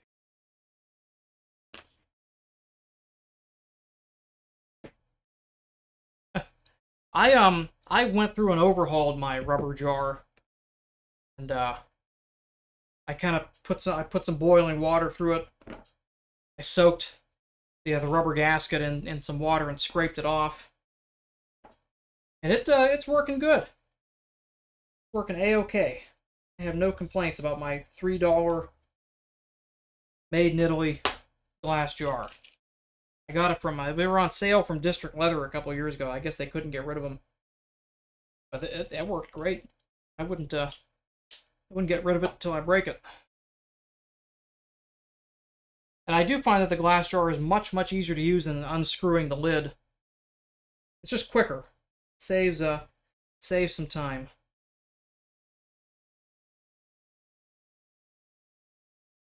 Coming up on a run of stitching here, as I promised. I talked a little bit about Midway and Normandy, but again, not really having much of a plan to talk about it. I'm just kind of rambling at length.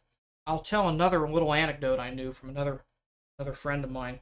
He was involved with a display up at Conneaut, Ohio. There's a reenactment of the Normandy Landings. It's very, very cool. If you get a chance, I recommend going to see it. It's free. Just show up. And they actually have reenactors there, the Americans, Germans, and the English they get from Canada. They actually bring them in on boats. They land on the shore. There's pyrotechnics. There's aircraft flying over and things like that. And before that, there was just a kind of a static display. They had a nice little setup there, talking about the landings and everything and the outcome of the Normandy beachhead and all that. And as my friend tells it, he was there kind of as I guess you'd describe him as a docent. He was there kind of explaining to people what was what and giving them tours and things like that. He had an old man walking through and spending a great deal of time looking at the photographs. He came up to him and asked him, How did you like our display? What do you think of it? Do you have any questions?" And he said the man turned with him and looked at him with icy, steel blue eyes. And he said to him in somewhat stilted English, he said, Your soldiers were children and your generals were idiots. If we'd have had the fuel, we'd have thrown you back into the sea on the first day." And then he walked off in a huff.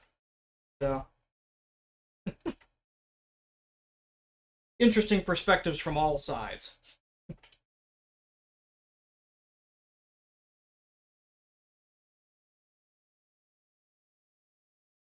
I never got the chance to speak to him about it, but I know in our little town here there was a veteran of the Pointe Du Hoc Raid, which is where a ranger battalion was tasked with basically scaling a sheer cliff wall on the beachhead to disable a set of large guns that were so well protected they couldn't be taken out by aerial or naval bombardment. It was come to the conclusion that they pretty much had to be close assaulted. Somebody had to get up there, get inside it, and disable the gun manually. And so they were tasked with figuring out how to do that.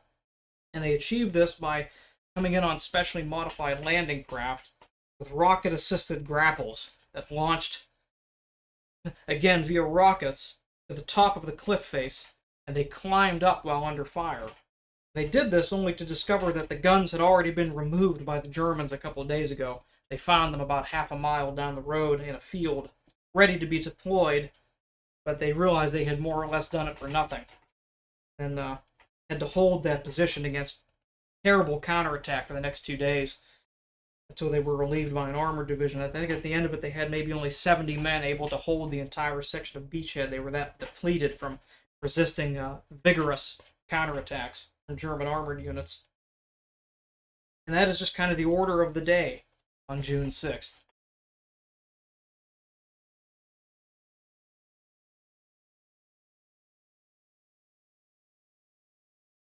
Me being a naval history nerd, I always find there to be a kind of a beauty to the fact that a lot of the battleships that were damaged and nearly sunk at Pearl Harbor end up taking place in the Normandy Invasion, shelling the beachhead. Literally raised from the dead, the only two they couldn't get being the Arizona and the Oklahoma. These battle wagons were able to speak in anger again after having been sunk in port 2 years or 3 years earlier. Roosevelt was insistent that those ships be returned to duty as a matter of national pride, even though they were obsolete. They were too slow to serve with the fast carrier task groups, so the best they could do was to shell beachheads, and they did that quite well. There's a great anecdote about the USS Nevada, and I have no you may have heard this before, and I know I've told it in the chat room a couple times. Hey, Don. I'm glad you're here. But the USS Nevada was hit pretty hard, but it managed to make up enough steam to get underway on the day of Pearl Harbor, and it tried to get out of the way, tried to clear the entrance so that the harbor would not be blocked by a battleship hulk, and it succeeded. It didn't get far, but it did get enough out of the way to where the channel was open and they could use Pearl Harbor as a harbor still. But it beached and it took on a lot of water. It was damaged pretty heavily from the attack. And the long and short of it being that the ship took so much water that it effectively had to be rewired completely. The great problem with this being that copper wiring is somewhat in short supply, and these battleships were built 20, 30 years ago. So, I mean, they when the economy was plentiful with this kind of stuff. It was less so now with war production ramping up. And to be clear, this is an apocryphal story. I do not think this story is true, but it's fun to think about. So keep that in mind as I tell this. So it was said, again, as I mentioned, FDR absolutely insisted that these ships be returned to service at all cost. Even though the cost of repairing them would greatly exceed the cost that it took to build them, as a matter of national pride, it was to be done. And there was no argument about it. They said, okay, we'll do it. The other ships that were able to be repaired were in a better shape than Nevada. And they, again, Nevada requiring a full rewire, that's a pretty serious task, and it takes a lot of raw material to do that. There is a lot of wire in these ships. So, somebody at the Naval Board has the bright idea of taking on loan a bunch of silver from the U.S. Treasury and rewiring the ship in silver instead, and painting all of it battleship gray. And that the only couple people who know about it are the chief engineer, the captain, and the XO of the ship. And that it was said that the chief engineer would regularly go through the ship and inspect all the wiring to make sure nobody had caught on to it and was scooping silver off the top to melt down and sell. Well, the war ends and Nevada survives, only to be used as a target ship in the Operation Crossroads detonations, the atomic blasts at Bikini Atoll, where they test the effects of nuclear weapons against surface ships. And it is, this being somewhat of a well-kept secret, surprisingly, throughout the war, it is forgotten that there is all of this silver aboard USS Nevada. And so it is targeted by nuclear detonation not once, but twice, and sunk off the coast of Hawaii somewhere after they tow it back. And so it is rumored that there is a great value of horribly irradiated silver somewhere on the bottom of the ocean that will be that way for about 50,000 years before it's safe to touch again. Now again, I don't think that story is true, but it is a fun one to tell, and it's a fun one to think about.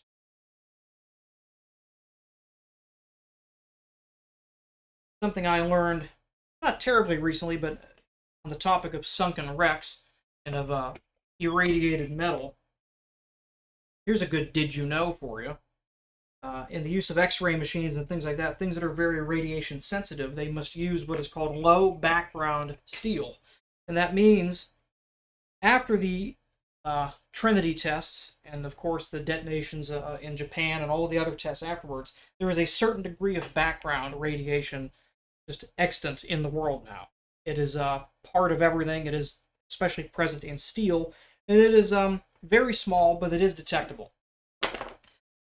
This matters quite a bit in machines that are meant to be very radiation sensitive. As I said, X-ray machines and other things, so medical equipment.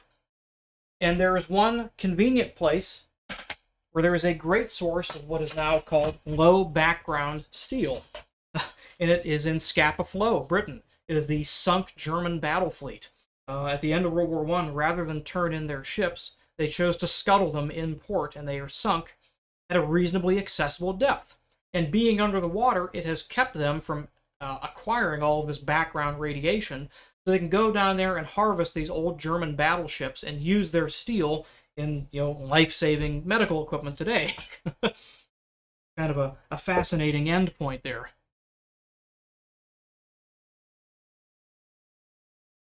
The raised stitching bumps are not enough of an issue to matter. They are invisible through the card slots.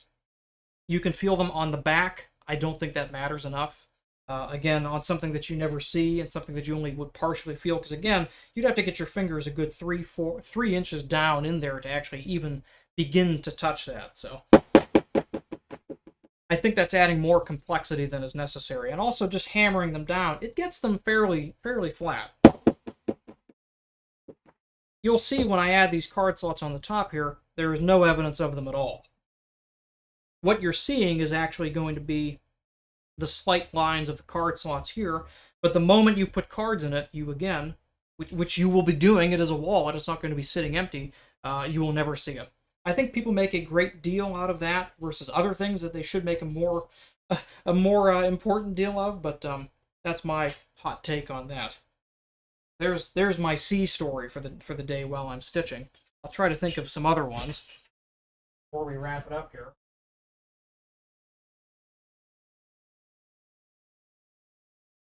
That's another good. It's another good story.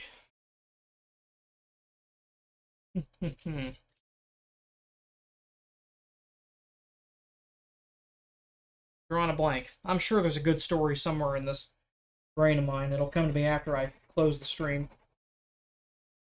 But now it's time to go ahead and add these here. Actually, kind of get a real close look at it there. Yes, that's going to look quite nice. Let's do some scuffing. Let's do some prep work.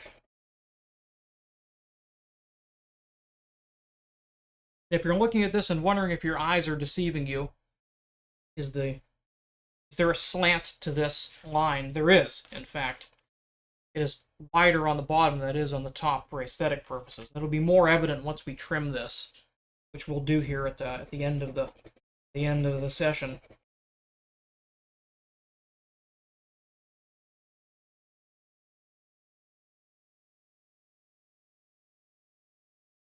I'm going to scuff these, and then I'm going to glue the liners to it.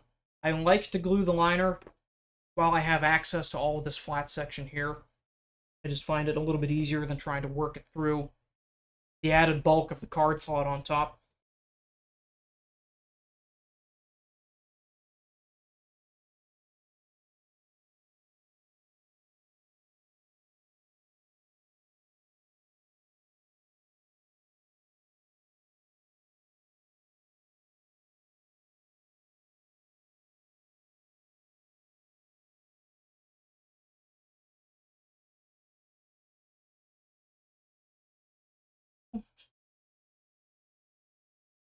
Put my wax paper.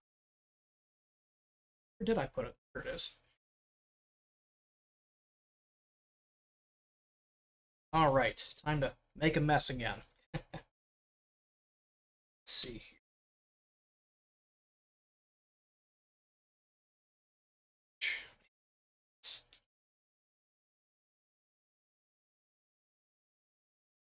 You'll notice, again, on these here, you can kind of see that these are split a little bit on a gradient. It's a little bit thicker here than it is here. A little bit thicker here than it is here. Take a note of that. I want my thinnest parts to be at the outside edge. I actually want this inside edge to be a little bit thicker because it makes it easier, more tactile to grab and put cards behind. Something that's very, very thin will just kind of flop around and be harder to use.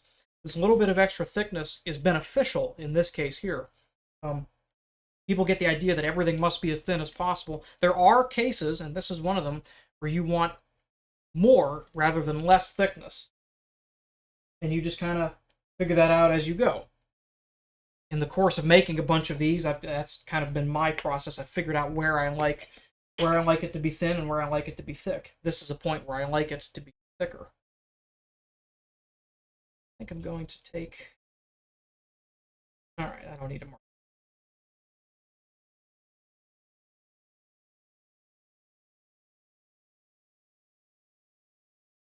Again, this always gets a little bit messy.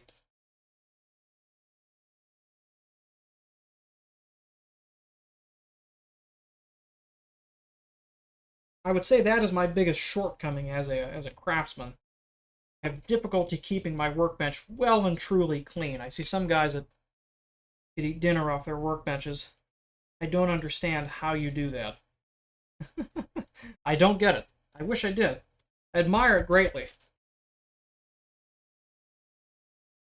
That just ain't me, man. So again, with this card slot off here, I can kind of get back, really get down nice and flat, work this back down. Let's flip it around, peel it back a little bit. Glue in there.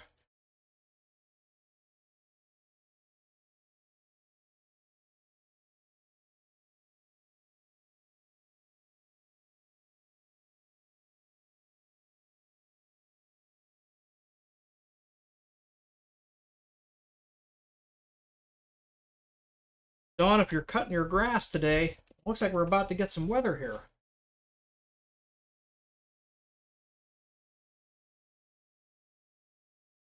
Hopefully you've already got it cut. I was thinking about cutting it yesterday and it was still too damp.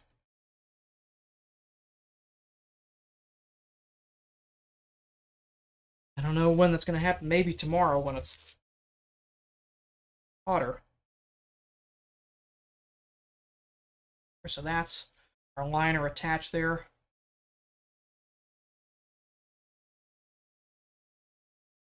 Don't worry too much about this.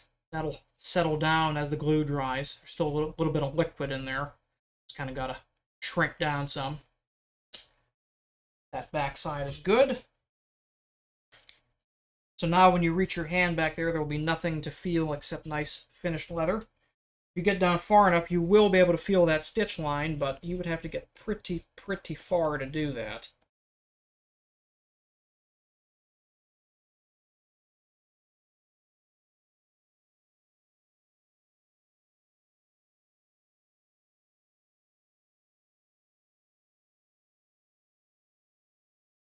Calfskin nice and saturated with glue because it tends to get out of hand there.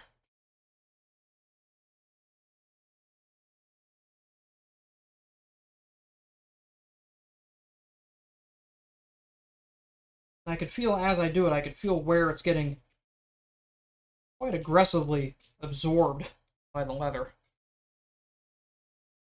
I go back and add a little bit more in place.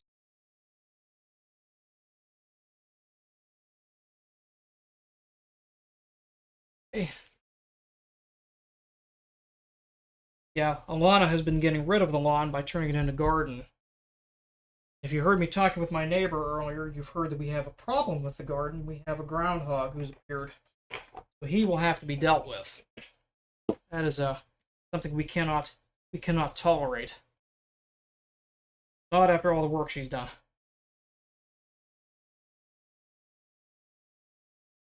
There we go. So there's our liners attached.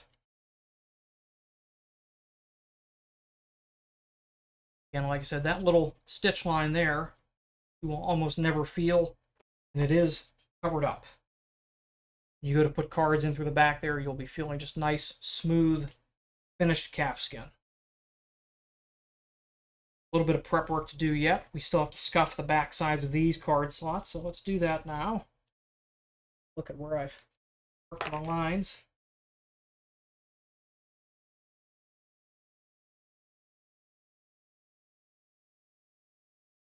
Had to sanity check myself there for a second to make sure I was actually scuffing the right side.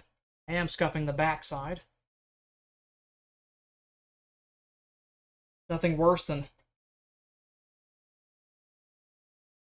irrevocably scratching the surface of the leather only to discover that you've scratched the visible surface and not the one that you're going to glue. We've all had that happen once or twice.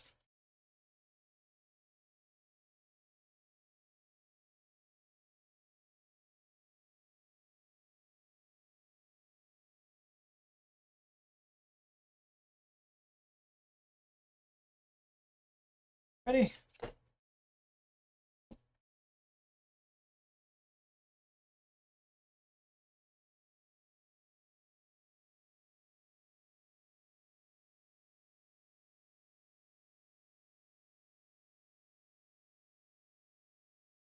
I think what we'll do, we'll get these glued on, we'll trim the top edge, put a crease on it. I think we'll call it at that. Be a good stream for the day, and then we'll pick it up, we'll finish this one next Monday.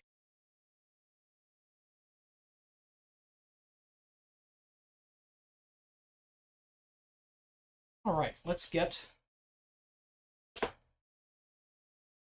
glued down. Since we're kind of wrapping it up here, I anticipate probably another 15-20 minutes of this. If you have any questions that you've been burning to ask about, I would recommend now would be a great time.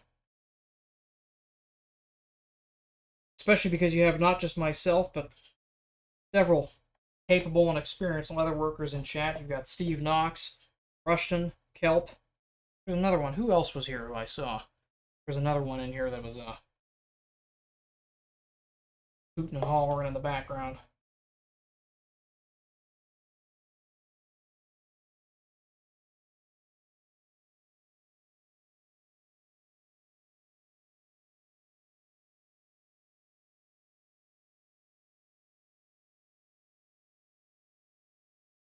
I will ask a question for you, the viewers.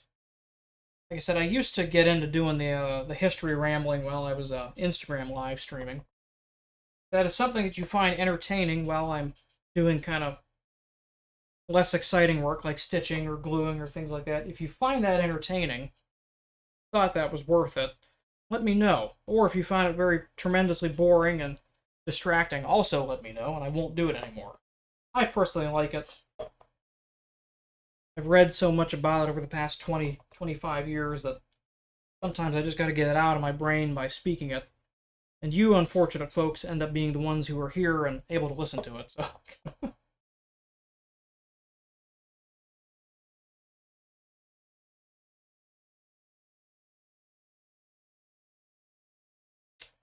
that is a good question about design, which is a question that does not get asked too much. I'll show you in a moment.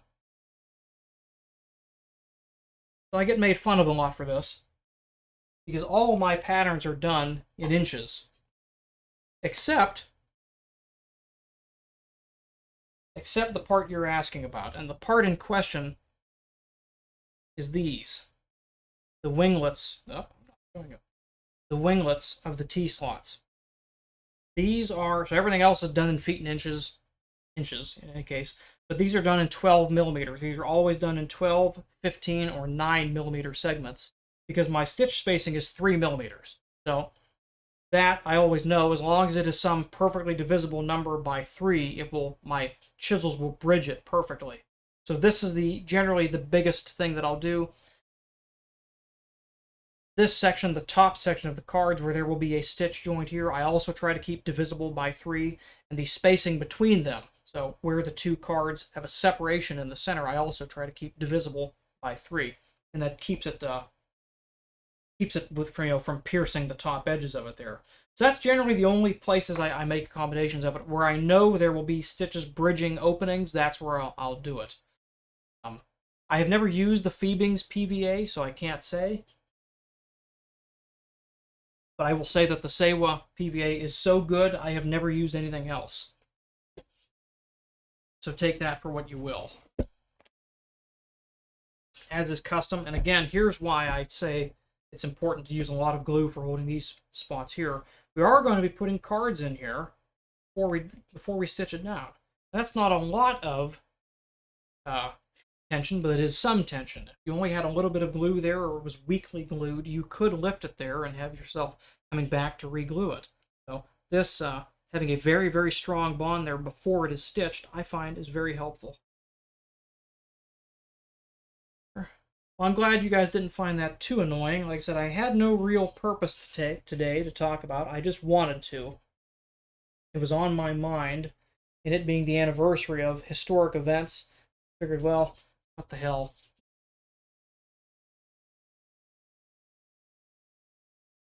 Push down. Again, we're going to take our glass slicker and not pressing too much. Pushing up, closing that gap there. Nice tight gap.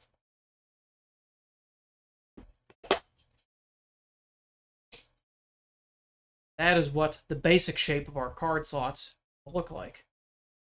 It still looks a bit of a mess. It needs brushed down and everything, but that there is going to be the shape of it.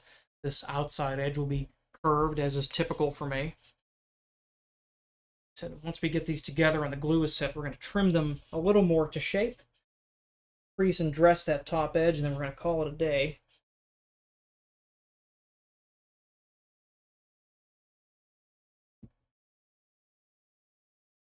No, I've been studying, like I said, ever since my grandfather got me interested in it. I have been reading voraciously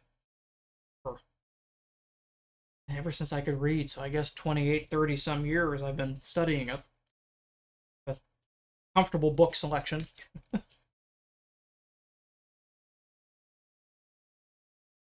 I find that understanding the events of the past and understanding the way people thought about it at the time is very enlightening to today.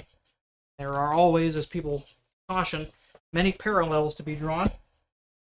Being aware of them is important. There we go. There's our two pieces ready to go. We're going to trim. How do I want to do that? got to think about this for a second here. It's a little... Okay, I know how I'm going to do it. Didn't have to think much about it. I like that. I do have to very carefully mark some lines for myself. Test some arrangement. Everything's lined up good.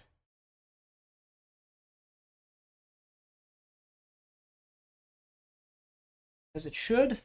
I'm going to rescribe my taut lines. This is going to be the one I'm about to cut. It's a real make or break moment here, so there will be Rushton's patented dandruff cam again.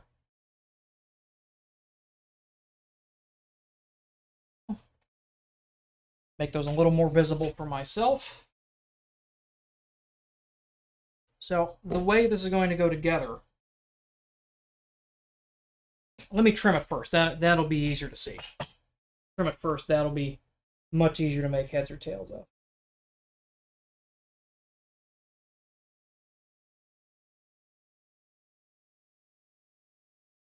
There we go.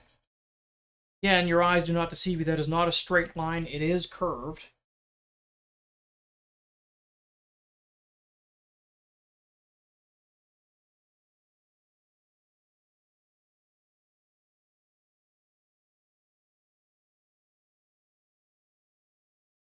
Okay, so this is how this is going to go together.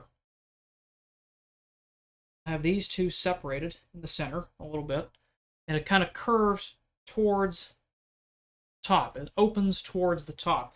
As I mentioned on the last times I've made this wallet, I have left the tops open as flaps for putting bills in or things like that. This one will not be. This one will be stitched down. And I'm going to do that. I'm going to round these top corners off with my punches, and I'll have the stitch terminate right about here. So that there will be a little lip there, so that when you want to put a card in or something in there, you can actually come in a little bit from the top and get behind it easily. You won't have to pry up in the center here. You'll be able to actually go in directly from the top, and likewise pulling out through the top, you'll have a little bit of extra space to pull inside there, meaning that you won't have to flex the wallet open as much. You won't have to reach in as much. It will be just a little bit nicer to use. Take a quick second to brush this. It's good to have a brush handy, and I have a little bit of polish kind of worked into this by now, just from using it so much. And I find that's very handy to have around, because it kind of lets you clean things as you go.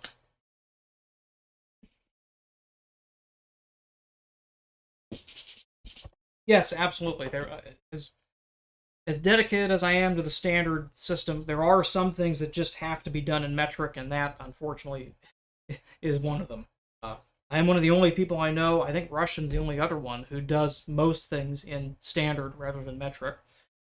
Just because it's what I grew up with and it's what I know, so it's at home to me. But I'll show you, I'll give you a quick example of that concept. Since we don't need it anymore, I can punch through one of these. Again, this whole thing basically designed in inches. I know this is 4 inches wide. It's roughly 3 inches tall. This is 12 millimeters. So rather than ½ inch, which is 12.7 millimeters, that 0.7 matters a lot, believe me. This is exactly 12 millimeters. So when I take my 3 millimeter pricking irons, I can do this. I just line it up directly with the top edges. You can see that lines up just like that. So that's why there's the break between standard to metric in this one spot. If you're using chisels like, God forbid, 12.5 or something else, you'll have a hell of a time working through that. I prefer to keep it at 3 millimeters, which is a much easier, nice and round number. I know the magic numbers are 9, 12, and 15 to get perfect alignment of my stitching chisel. I think I've gone as high as 18 inches or 21 on some of the larger card slots and things like that, but always in divisible by 3. So I'm going to put... I don't need the chisels. I can put these away. Talking my way through the way I'm going to do this.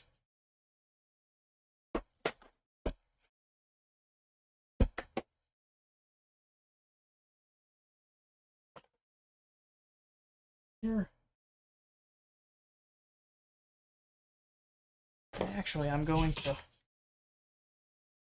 this as well. I'm going to rescribe my outside edge. Make sure everything is lined up the way I need it to be.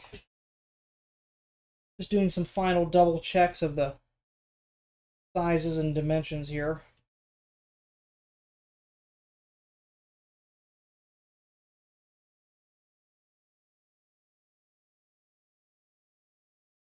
If that's correct. Other one.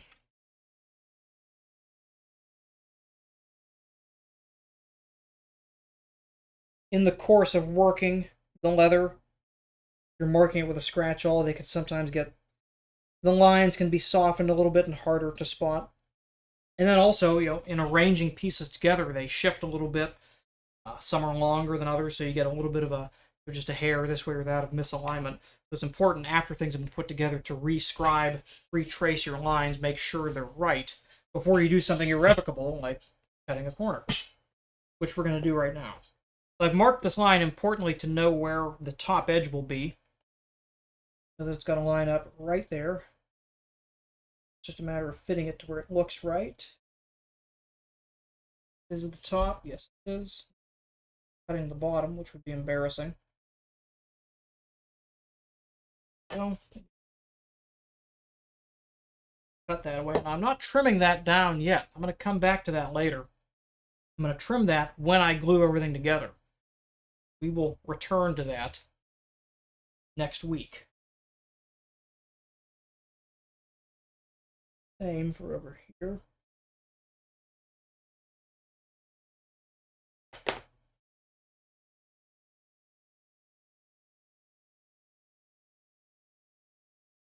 As I talked about again, remember I talked about delamination. This is the point where we want to test our edge. Now that we've trimmed it, have we glued it right?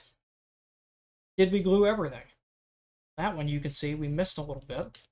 This one is good. This one needs a little bit more glue. Not a problem, but now is definitely the time to make ourselves aware of that. Fix it. So that we can know safely that when we edge paint and crease this is over a firm, solid edge, that edge paint can really seal it down well and truly. Oh.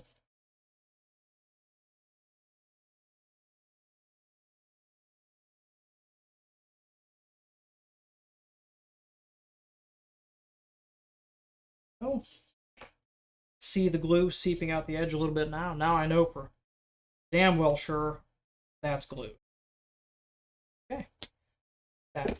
Let this one tack up for a hot second. Let's go ahead and crease this one first. Before we do that, again, I'm going to find a piece of scrap here. Have the edge I just trimmed away from it. That's perfect. It's even the right thickness. We're going to test our creasing tool on that first.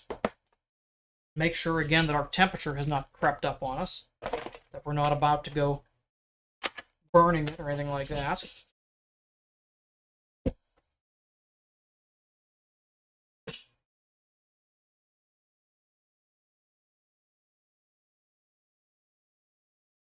Temperature looks good.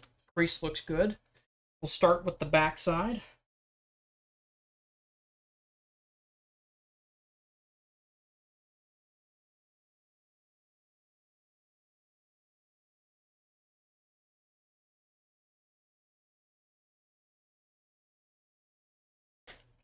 Nice.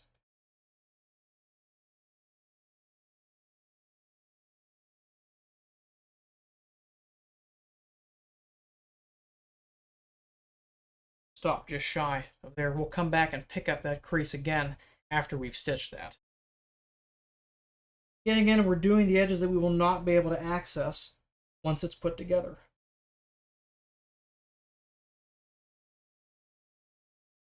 There, so there's nice dress-up crease across the top there. This one's had a moment to set. Fit. Side first. Glue still needs another minute. Okay for the back, though.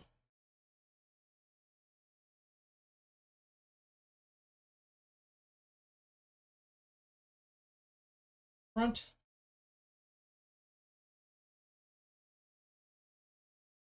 Notice as I walk it around the corner, I rotate not just the tool, but the piece of leather itself.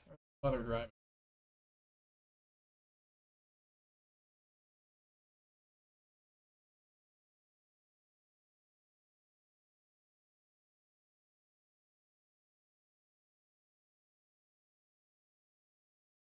Perfect. Delightful.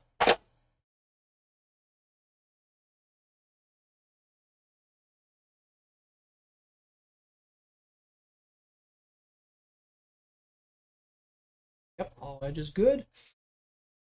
Quick went over with the sandpaper. Here's what our interior.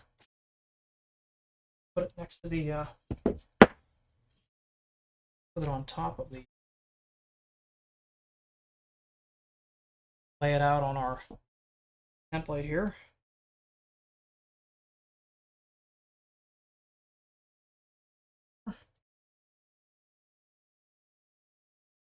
That's what this is going to look like on the inside there.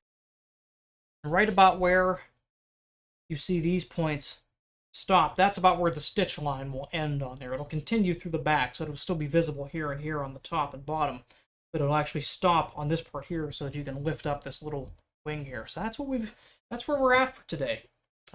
It's a little bit after 2 o'clock. I think that's a good point. I think we'll call it here.